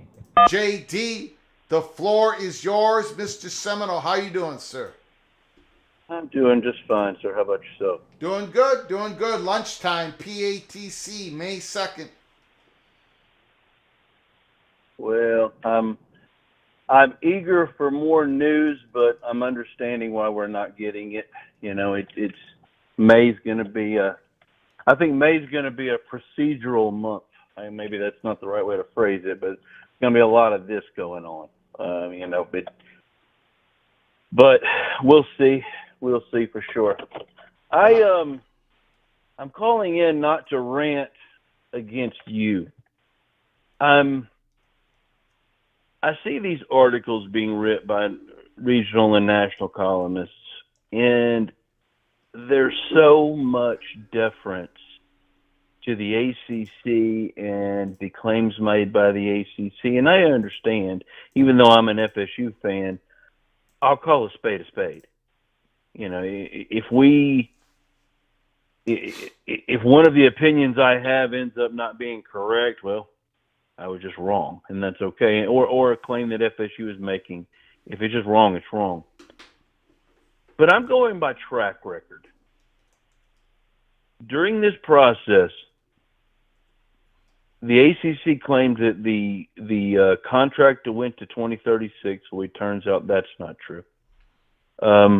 They disputed initially, or there were some initial assertions that the opt-in or extension wasn't necessarily the case. Well, they quickly admitted, or they just haven't denied that it's real and it exists. They claim certain things that the grant of rights provides them, but then we realize that may not be the case.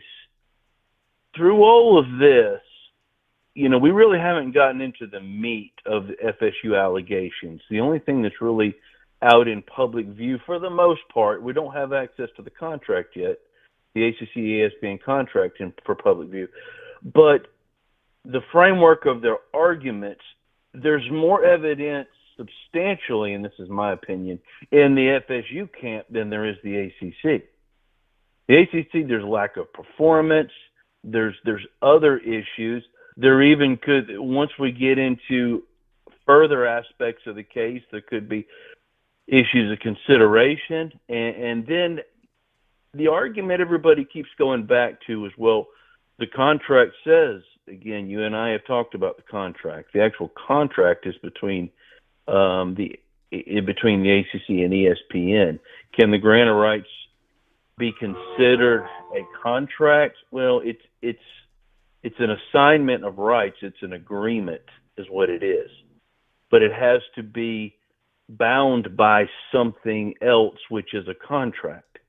But there's just all these assumptions that, well, the ACC, it says this in the ACC grant of rights that your rights go through whatever.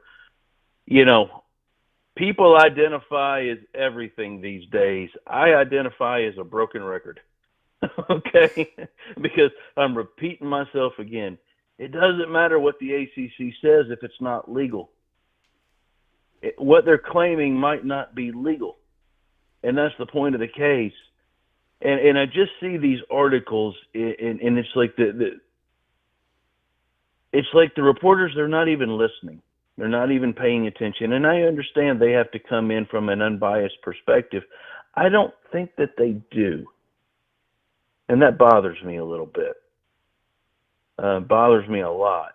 Was there something in the Athletic article that bothered you?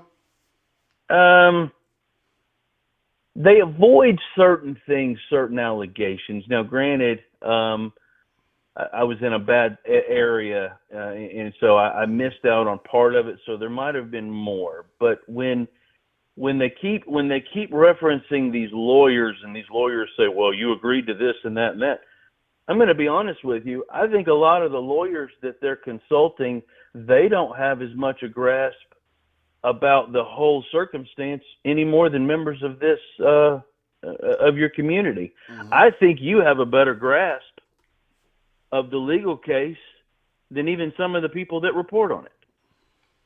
And it just, I don't know.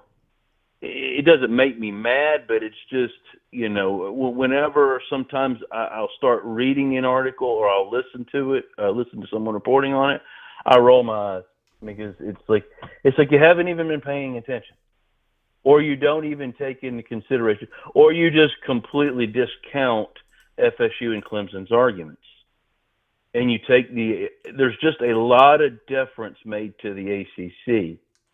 And the ACC is the one that, through this whole thing, track record shows they've been deceiving. That's my opinion. Mm-hmm. But if the allegations by FSU and Clemson are verified, there was a lot of deception going on. And too many of the journalists are just giving it a pass. So I'm not ranting on you. I'm not complaining about you. I think you're extremely fair. I think you started out somewhat skeptical of the FSU arguments early on, but you understood and you were very fair. You said, let's let this play out. Let's see what happens. There were a couple things that you cited that were really raised an eyebrow for you. As it's moving forward, I'm not going to speak for you. It seems like you're tilting a little towards the FSU side of the thing. Well, I think they've got really good arguments, good enough arguments on the face to where they have got themselves in a good negotiation position. Especially like nobody, like, well, maybe somebody on War Chant, but no national reporter ever reported. Nobody ever told me that there was where ESPN could walk away from the contract for beyond 2027. So, sure. So the grant of rights is like, so, and I've said this before, it's like, in other words, ESPN got the best of both worlds. And, they got all the security in the world when Florida State did not get all the security in the world. None of those ACC schools got all the security when they signed the grant of rights. Because let's say, and I've said this before, let's say we had a world war, something just terrible happened, incredible depression, whatever, and the media market completely collapsed. Well,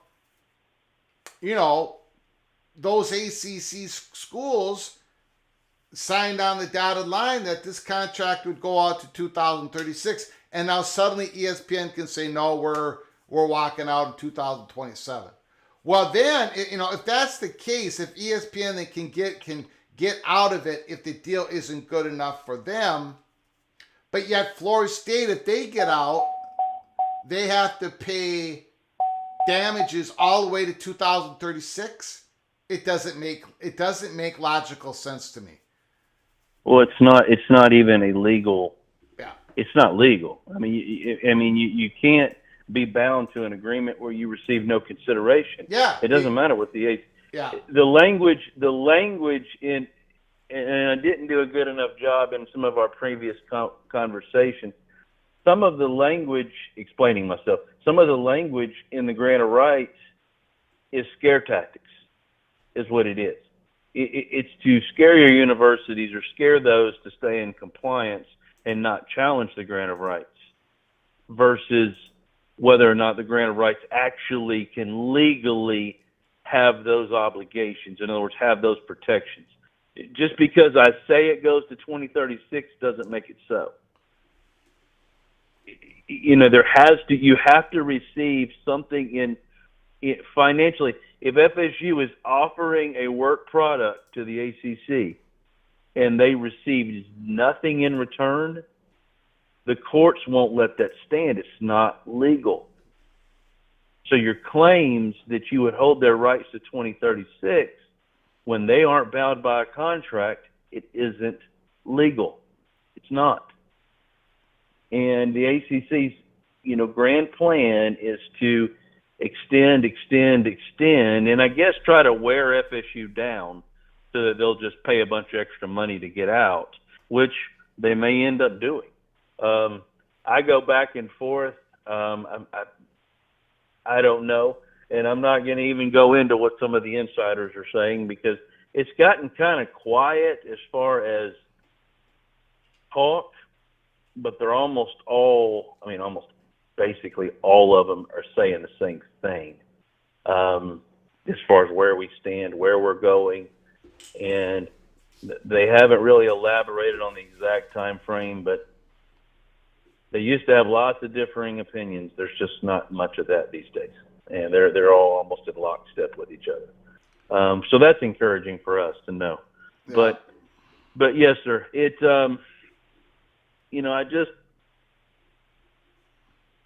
I don't have faith in really much of what the ACC has to say. And were they going to win on some of their case? Sure. We always knew they were. But as has been said many a times, myself, you, others, all FSU has to do is win on one thing, and the ACC house of cards comes crashing down. I think they're playing a dangerous game, but I also believe that, again, ESPN has zero interest, in my opinion, on renewing this deal. I was listening to Big 12 Mafia, which is like, I guess, CFB Mafia now. But anyway, I listened to it the other night, and I think it was that show. But they were talking about what is the actual viewership percentage just for FSU and Clemson in the ACC. You take a wild guess? What percentage of viewers, if those two brands left the conference, what percentage of viewers leave with them?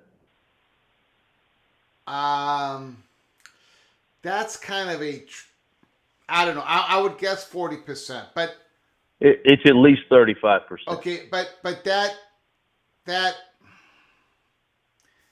that's I've talked about this before. That, first of all, Florida State and Clemson has high viewership than the other schools in the ACC because they're incredible brands, right? they're usually winning. They usually get the best spots. If they would leave, some of that would be absorbed because now somebody else would be playing that ABC game, not Clemson and Florida. You know what I'm saying?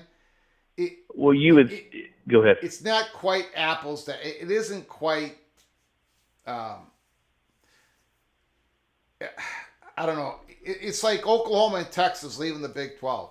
They lost a lot of their viewership, numbers-wise, data, right? Sure. But, some of those Big 12 schools are now going to get they're going to get that prime game that Oklahoma and Texas would have gotten. They're not going to get the numbers like Oklahoma and Texas got because they're big brands, national brands, just like Florida State and Clemson. But some of that would be picked up. So I don't think it's a clear, you lose this viewership and you don't gain anything back. I don't think it's that clear cut. That's the only argument. Well, you would retain your current viewers for those other games, but the people that are tuning in just to watch Florida State and Clemson are going to follow and go watch Florida State and Clemson. But part of the reason why people, not a big part, but part of the reason why people are watching Clemson and Florida State because they have that big game that week on a prime spot. Somebody else is going to get that prime spot if Florida State and Clemson are gone. So their numbers are going to go up. But what are and this is something I don't know. What are North Carolina numbers when they have the prime spot? Are they anywhere close? I think I would be curious to find out if it's traditionally what they normally get. Now I could be wrong, but it's you're going to get some, and you're going to get some viewership from other fan bases because there's a lot of hate watching that goes on. Yeah, but like the Minnesota Golden Gophers. I mean, once in a while when we play it, when we're good enough, we win enough games, whatever. We get a lot of viewers because we're on Fox Sports. We're prime, whatever it is, Sure. The North Carolina Minnesota game. That's going to be on FS1 to start, probably on FS1. I've been told it's on FS1. That's not out there officially.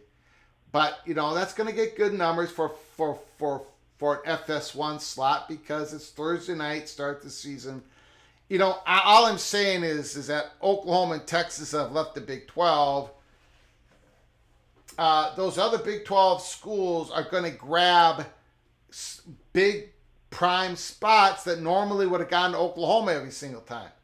And so their numbers are going to go up a little bit, right? Because they're getting the big spots. So it's not a clear cut you're going to lose this percentage. It's hard to evaluate. Is ACC going to lose viewership overall? Yes. If they would lose, obviously, yes, and the value would go down. It's hard to put a percentage on it. Here's two counter arguments, and then I'll get off. I know you may have other people trying to call in. Yeah. FSU and Clemson's numbers don't happen just in prime time. Mm-hmm. They happen.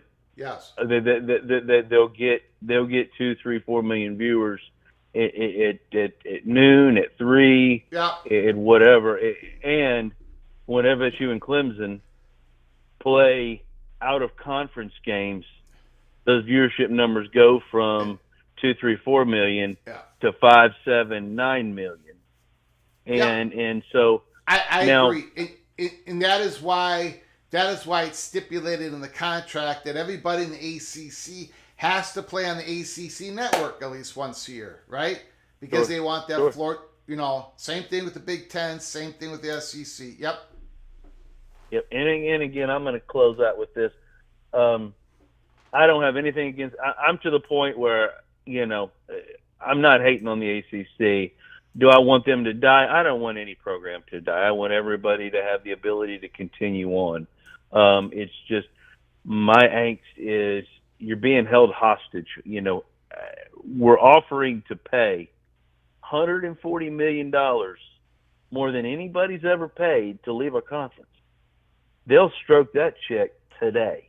I have no doubt. Yeah. Or, whenever it needs to be done. Yeah. And for all the lack of performance that's been accomplished by the ACC and how they really haven't worked for their member institutions, yet they are the one holding up the show because they're the ones who want to get paid. Yeah. That's the frustrating part. Anyway, Got it. Great show as always. Beautiful. I appreciate you, sir. Thank Have a good you, one. JD. Appreciate it.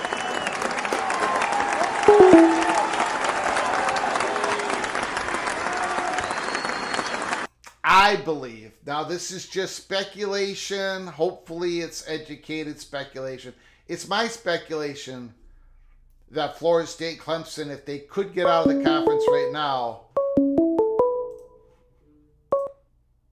Call from BJ. BJ, can you hold on a moment? Yes, sir. I appreciate it. Got some catching up to do here. It's my contention that Florida State and Clemson would be willing to pay $200 million right now today to get out of the conference. Easily. $200 million. If ACC said $200 million, you're gone. Florida State, Clemson say, where do I sign? Maybe even up to $250. You know, you're talking about an exit fee. Historically, 60% payout on an exit fee, so that's about 80-some million. And then you take 3 years of the Gore damages. Okay, put another $120 million.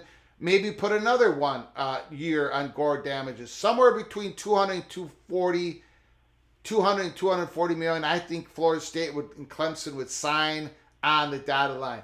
I just happen to think Clemson ACC is looking for more than that.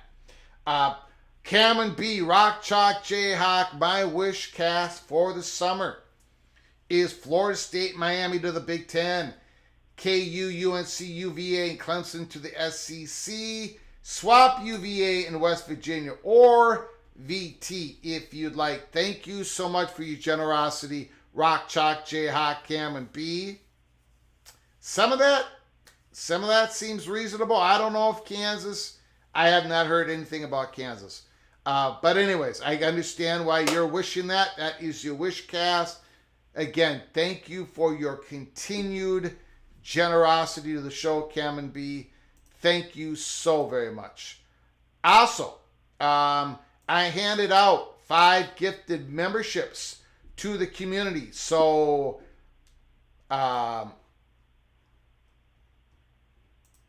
you are hereby officially Cloak and Dagger Knighted, the Big Lubbock, Nick Snyder, Sheep in Wolf's Clothing, Buckshot Kid in Congo. You are all hereby officially knighted, Cloak and Dagger.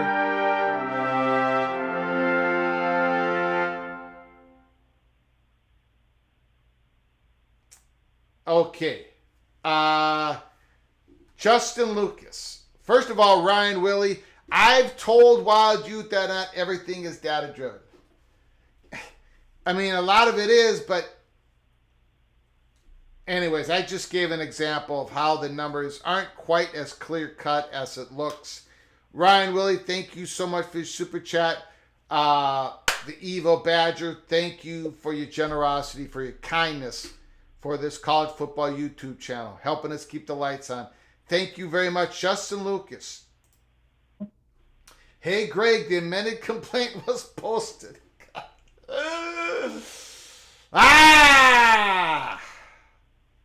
Largely similar to the first, except a 7th cause for damages related to the ACC interpretation of the Gore. ACC response due for later today.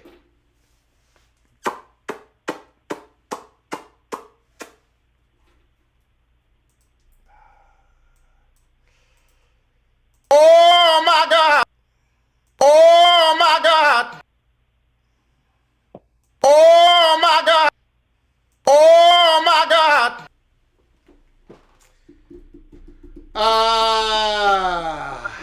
Let's see. How do I handle this?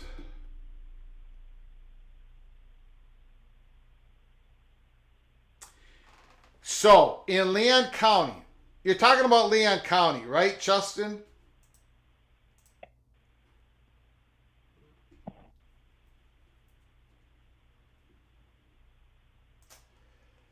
Opie, thank you for your incredible generosity. I just stuck my head in the Holy Smokes Theater, and my God, the smell of smoke was so bad into the fabric of the chairs, the theater curtains. We need Serpro.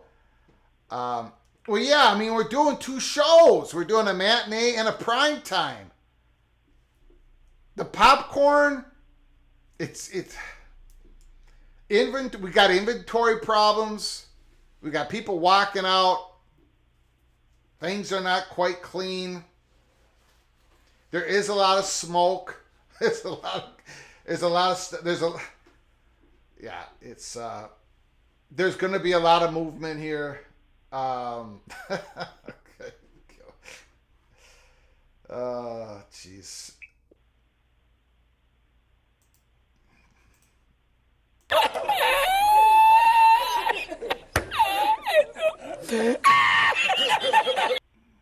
Thank you, Opie, for your incredible generosity to this channel, to myself, and to the little general. Thank you so very much.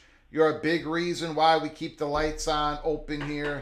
I appreciate your incredible generosity. I don't know what else to say. But thank you so very much for your kindness. And for your incredible comments, serious comments, funny comments, and everything in between. I appreciate it. I appreciate you sticking your head into the Holy Smokes Theater. Very important. Very important. We'll get a cleaning crew in there, and we'll figure it out. Thank you, Opie, so very much. Okay. So, boy, oh boy, oh boy, oh boy. I'm not going to be able to... Justin Lucas. Mr. Justin Lucas, you're probably busy. If you get a chance, give me a call.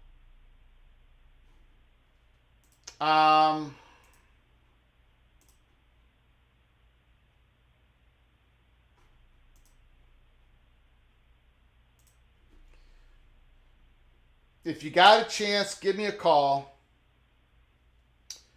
I'm probably going to do, and I do, look guys, I warned you that I was probably going to have to do another live show later today. And I know it's difficult to watch the fat guy from Minnesota, to listen to me once. Twice a day is probably a little bit too much for most of you. But I think we're going to have to go in that direction. We said this was probably going to happen.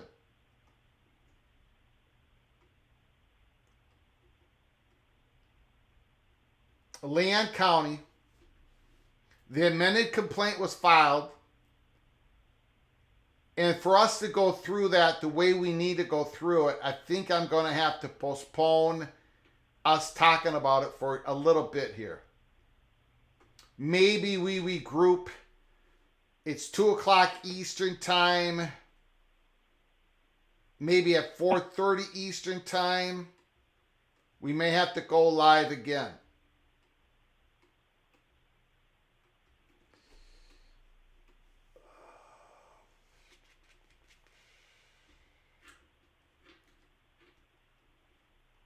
Hold on one second. I got to make some executive decisions here. Hold on.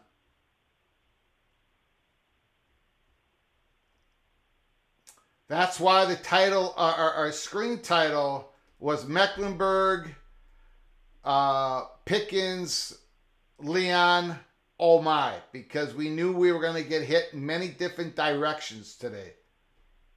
Okay, let me see what's going on here.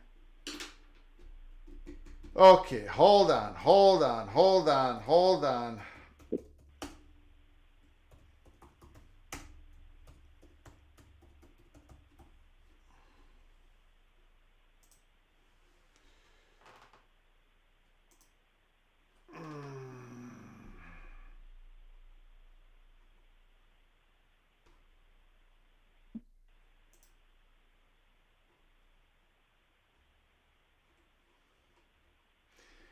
Justin, if you're out there, give me a call. I see a notice of appearance.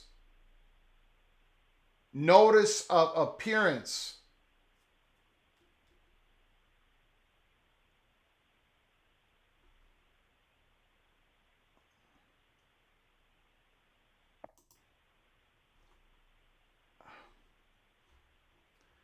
That is all I'm seeing that is new. What am I missing?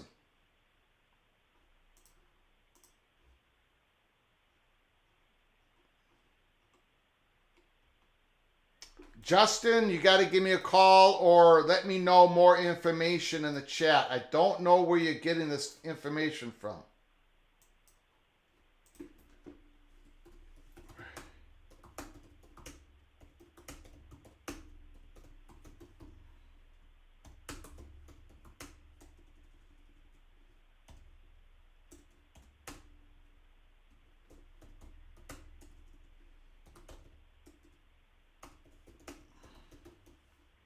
Oh, come on, come on, come on.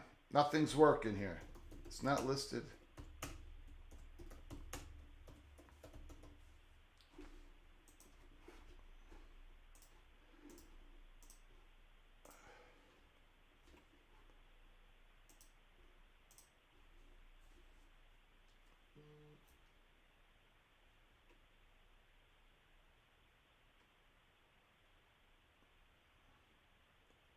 That's in Pickens County.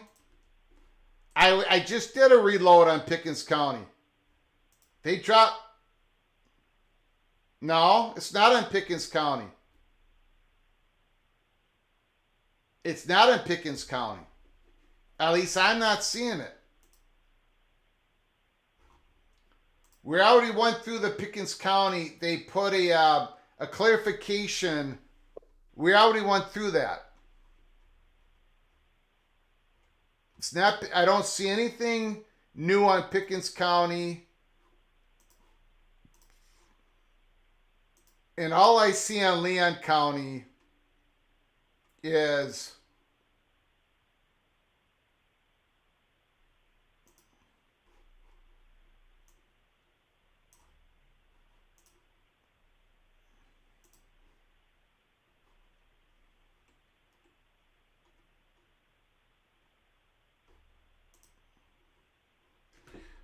this is all I'm seeing in Leon County. That was just dropped late last night. This PDF was not in there. Not at the start of the live show. It's just a notice of appearance. Paul Huck, the law firm Lawson Huck Gonzalez, hereby notice of his appearance as counsel for the defendant. That's all that is new in Leon County.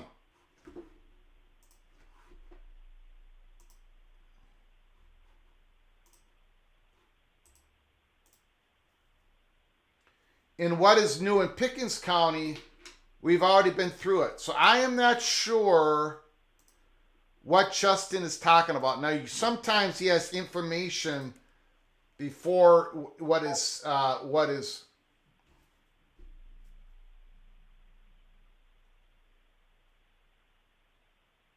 Okay, Pickens on April 17th.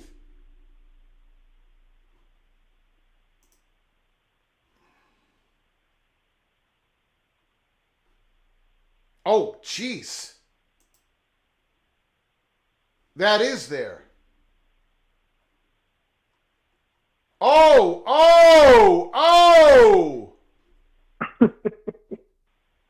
Is somebody on the line?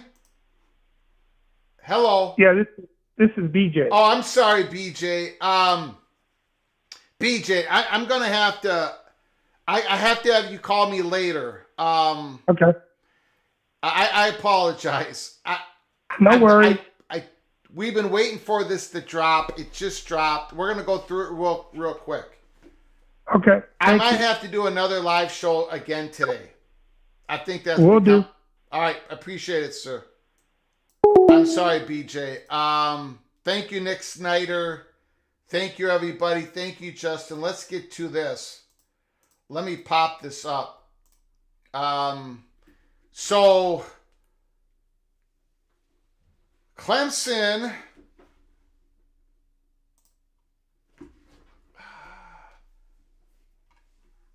claims for damages and declaratory judgment. So we finally get to see what they filed on April 17th. The ACC, this is Clemson now, the ACC has publicly asserted that the ACC regularly owns the media rights. Okay, we already been through that. The ACC also claimed the member institutions must pay an exorbitant $140 million to leave the conference. Each of these erroneous assertions separately hinders Clemson's ability to meaningfully explore its options. Yep. Collegiate athletics is at a crossroads. Without clarity as to its legal rights and obligations, Clemson cannot protect and advance its interests. So a lot of this is the same stuff. But according to Justin Lucas, they're filing for damages. Accordingly, Clemson seeks damages and a declaration of its rights relating specifically the scope of Clemson's grant of rights, certain media rights to the conference, the unenforceability of the exorbitant withdrawal penalty, the non-existence of fiduciary duties from the conference, claims ACC members owe to the conference, the non-existence of any joint venture relationship between Clemson and the ACC and other member institutions of the ACC, the non-existence of any provision in the parties' agreements limiting Clemson's right to initiate and maintain the instant suit, and Clemson's full right to sovereign immunity on any claims by the ACC with respect to agreements and activity at issue. The grant of media rights, we've talked about it. The agreement provides, however, Clemson granted the conference only such media rights as were necessary for the conference to perform its contractual obligations set forth in the conference ESPN agreement. The proper scope of Clemson's grant of rights can only be understood by reference to certain media agreements between the conference and ESPN. Those agreements are not in public view. Those agreements reveal Clemson's grant of media rights to the ACC was more limited than the ACC maintains.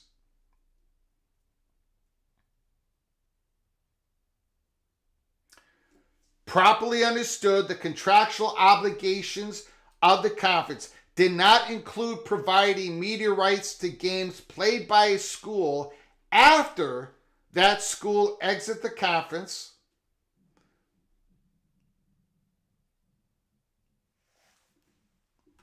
The ACC's contention about the scope of rights granted, which is wrong, must be corrected now. The withdrawal penalty, it's too much, right? The $140 million. We talked about the fiduciary duties.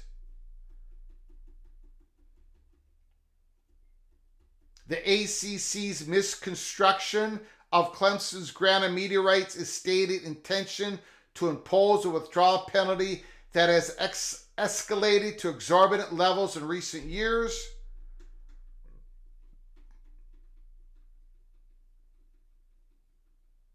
Significant competition exists among athletic conferences for member schools, sales of tickets, sales of broadcasting rights, advertising, and sponsorship, and opportunities for members to compete in lucrative athletic contests.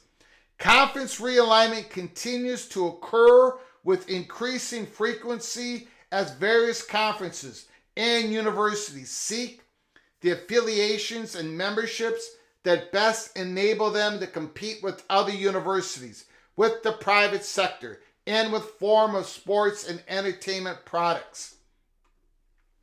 The ACC's actions interfere with Clemson's free exercise of its rights and fatally detrimental to Clemson's efforts to ensure that its athletic programs can continue to compete at the highest level, which is critically important to Clemson even beyond athletics.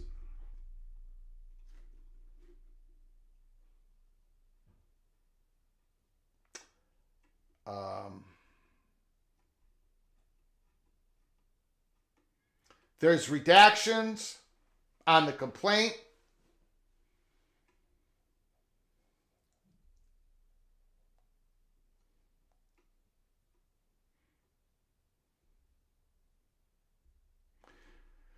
The ACC's misinterpretation of the scope of the grant of rights impairs Clemson's rights, including its right to negotiate now for a more favorable treatment of its future media rights, either with ESPN, other conference members, or even other collegiate athletic conferences beyond the ACC.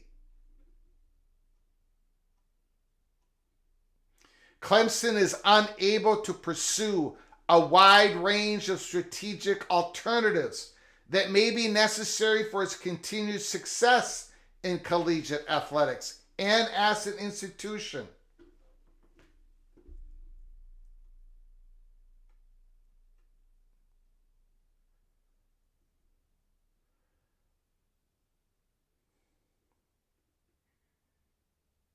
For Clemson to move ahead and to ensure that it may continue to act in its furtherance of its institutional mission, that slander of title must be remedied and the cloud must be lifted.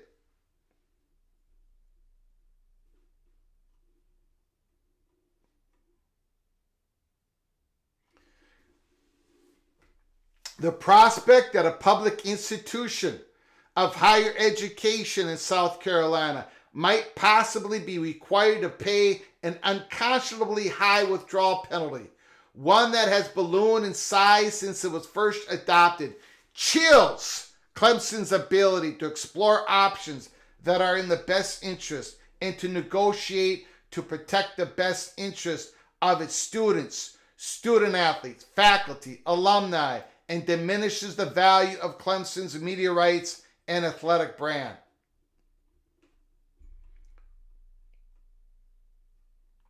I'm skipping through a lot of this.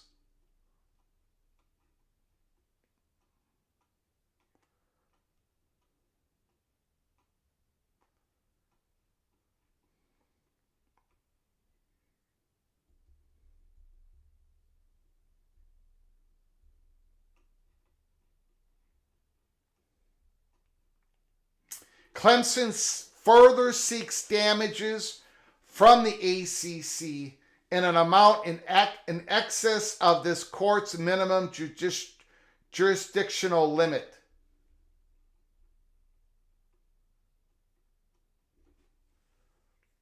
It's just making the argument right here that the venue should be in the state of South Carolina. ACC does a lot of business in South Carolina. It talks about all the ACC held its rowing championship 9 of the last 11 years in South Carolina.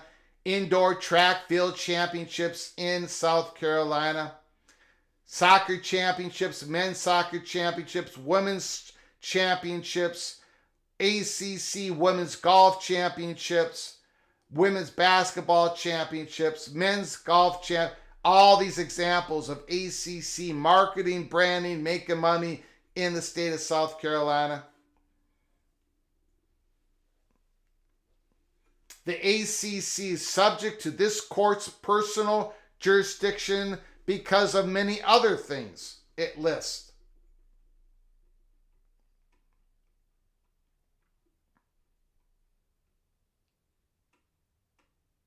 Clemson has invested more than $7 million in production equipment and facility enhancements, and installed that equipment in the enhanced facility on its campus. Clemson is required to provide the ACC's media partner ESPN access to the broadcasts and other facilities on its campus multiple times a year to produce certain games covered by these agreements, which it has done.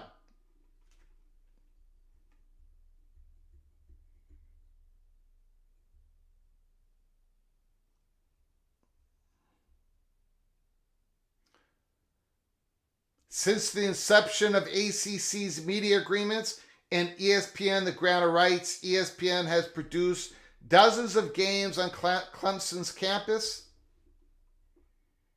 This is the argument of jurisdiction. This is the argument of venue. The current state of college sports and the revenue gap.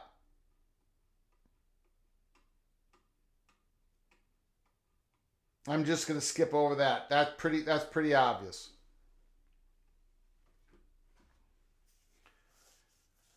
In 2022 alone, the Big Ten's total revenue from its media deal and other sources are reported at $845 million. The SEC, $802 million. ACC, $617 million. The annual revenue payout to each member of these three conferences was reported as follows. Big Ten, 58.8, SEC, 49.9, and the ACC, 37.9 to 41.3. And by the way, that Big Ten number those numbers don't include the new Big Ten media deal. The SEC, obviously it doesn't either because it doesn't start until July 1st of this year. So that gap is going to explode. As the revenue gap widens over the coming years, Clemson will fall behind its peer institutions. The ACC is party to 2 contracts with ESPN involving media rights. We've been through all that. I'm just trying to... The Gore agreements have been made public. The ESPN agreements, on the other hand, have not.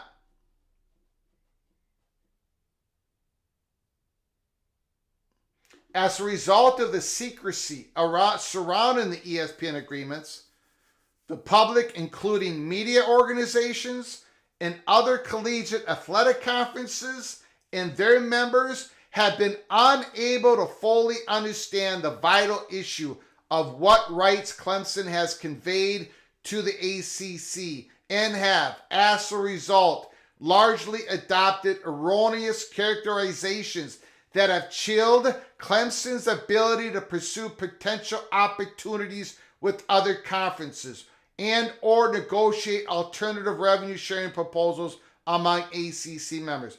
Just another example.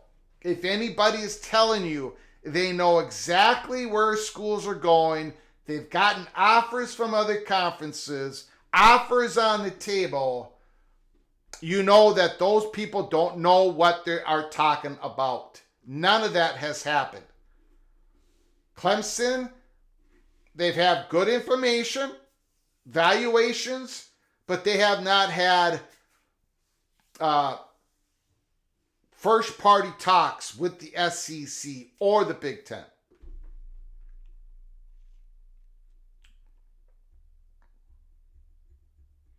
In July 2022 interview, ACC Commissioner Jim Phillips erroneously described the Gore agreements as giving each current conference member media rights to the ACC through 2036, regardless of whether the member leaves the conference before then. The ACC has also taken this incorrect position in recent court filings. For example, in opposing Florida State's motion to dismiss the action the ACC filed against Florida State in North Carolina, the ACC erroneously claimed the grant of rights does not permit withdrawal because media rights remain with the ACC even after a member institution leaves. The conference's incorrect narrative about the terms and effect of the Gore agreements and ESPN agreements have been widely reported, thus perpetuating a popular misconception to the detriment of Clemson. And Clemson continues to argue this. A lot of redaction here. A lot of redactions.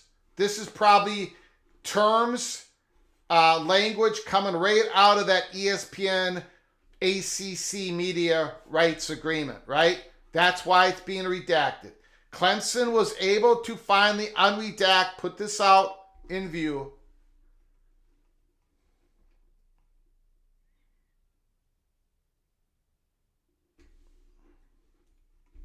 Okay, somewhere, hold on here.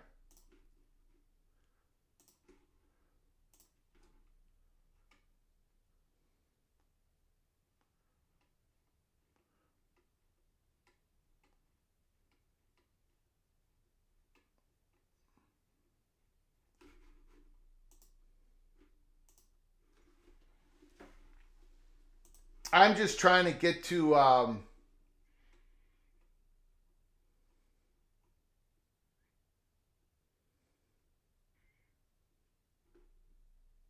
if you read here, 2010, 11, University of Colorado, University of Utah, University of Nebraska, Texas A&M, Texas Christian, all decided to move from various athletic conferences to other athletic conferences.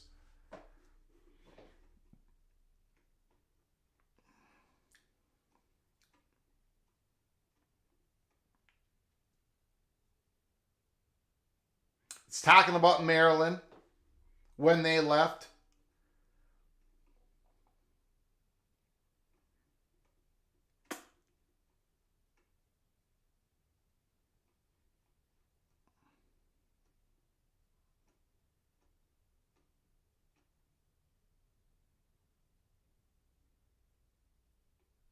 It talks about the example of Notre Dame. They would have to be required to pay the same withdrawal penalty as Clemson if they decided to leave the conference. So this is a punitive measure aimed at member institutions from withdrawing from the ACC. It's not based on anything but being a punitive measure, the example being Notre Dame, if they would decide to leave the conference.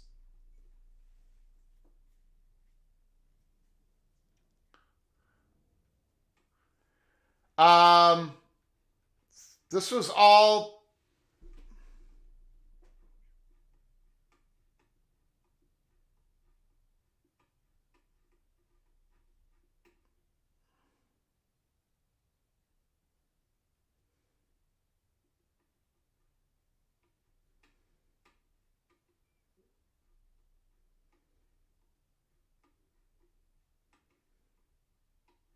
and this is the new part.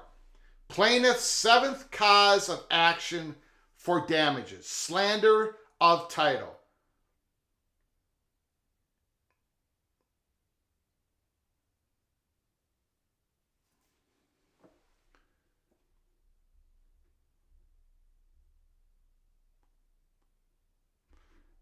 Again, it's reaffirming that Clemson did not grant any other media rights related to Clemson athletics, including specifically as detailed above, the rights to broadcast any games that Clemson plays after it's exited the conference. These media rights reserved to Clemson are valuable and tangible property belonging to Clemson University. The ACC false statements have been widely reported, thus perpetuating a misconception detriment of Clemson.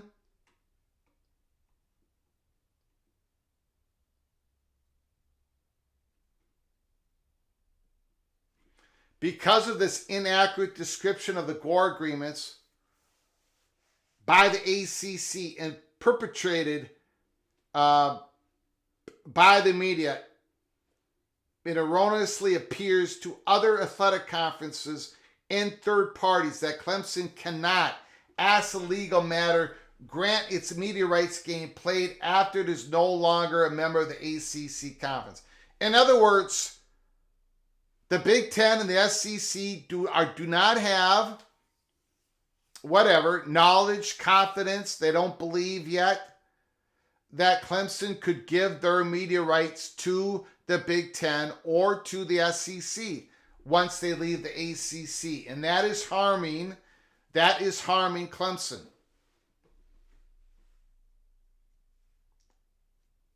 It injures Clemson. It impedes the ability to negotiate future media rights agreements and worsens its negotiating position with future collaborators. In other words, Clemson really doesn't have any leverage, can't really talk about their value to the Big Ten, to SEC, to other potential media partners.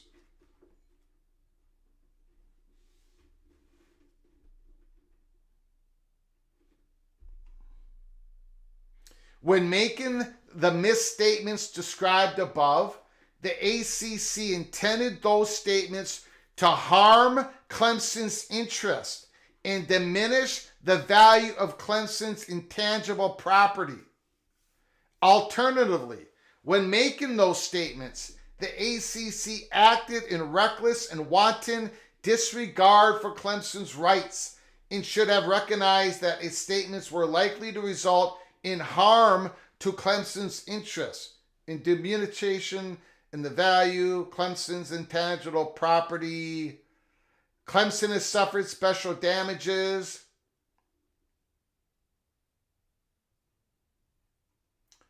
Clemson is entitled to, and court should enter judgment in Clemson's favor and award Clemson damages in an amount to be established at trial for all injuries suffered as a result of ACC slander of title.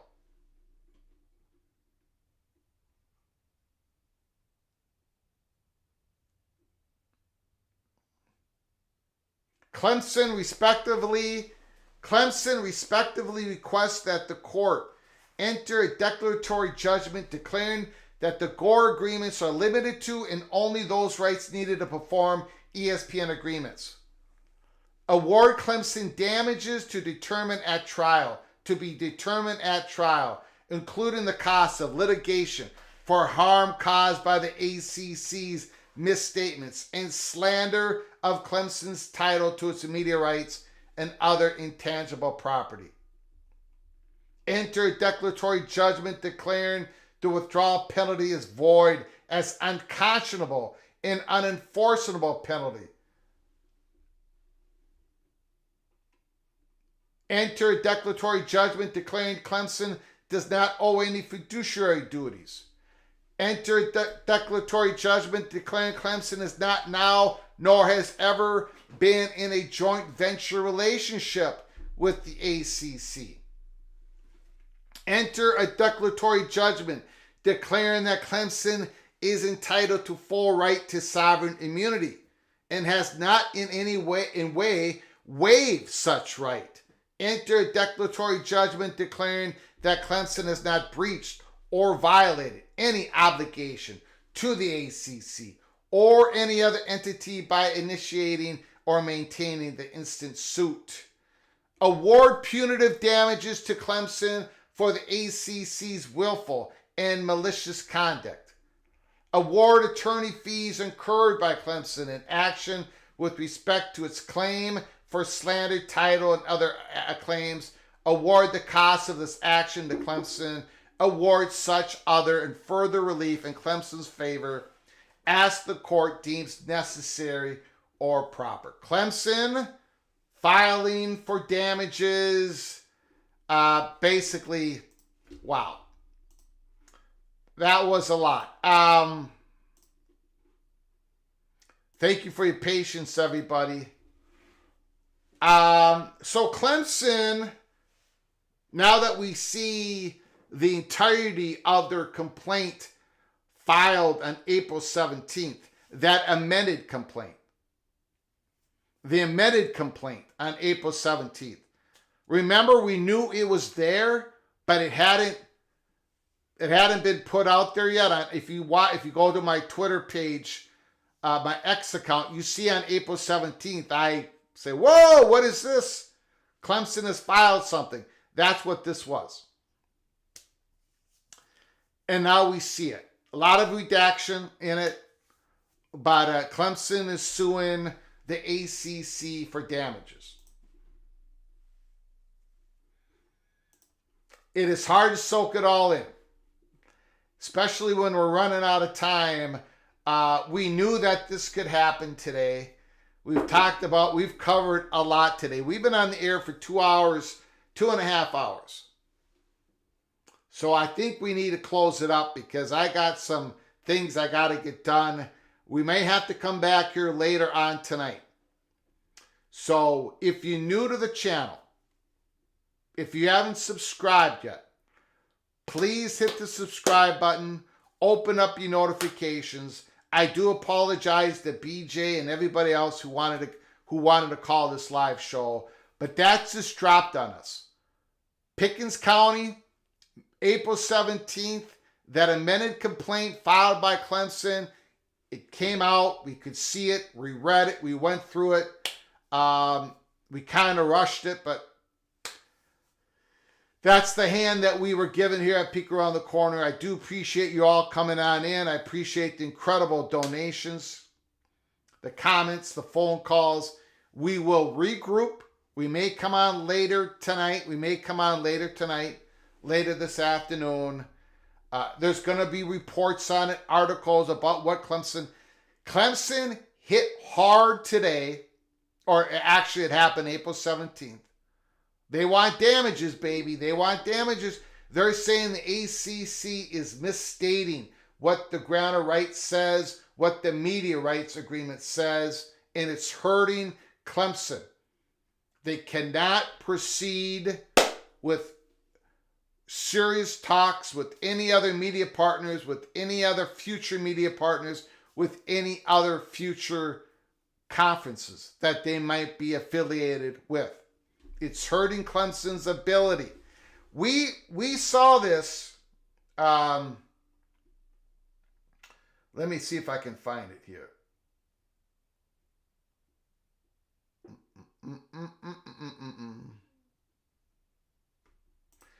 We saw this earlier, before April 17th, in their initial filing. This is Clemson's statement. The ACC has cast a harmful cloud of doubt on Clemson's ability to engage in meaningful discussions with other conferences and media providers regarding potential future collaborations and or to negotiate alternative revenue sharing proposals among ACC members. For Clemson to move ahead and ensure that it may continue to act in furtherance of its institutional missions, that cloud must be lifted.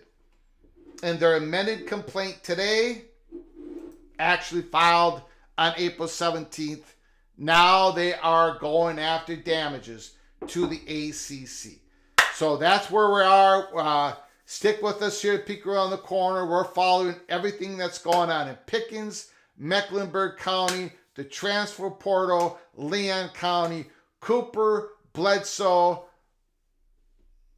We're covering it all here at Peek Around the Corner. I want to thank you all for joining us, and keep your head on a swivel.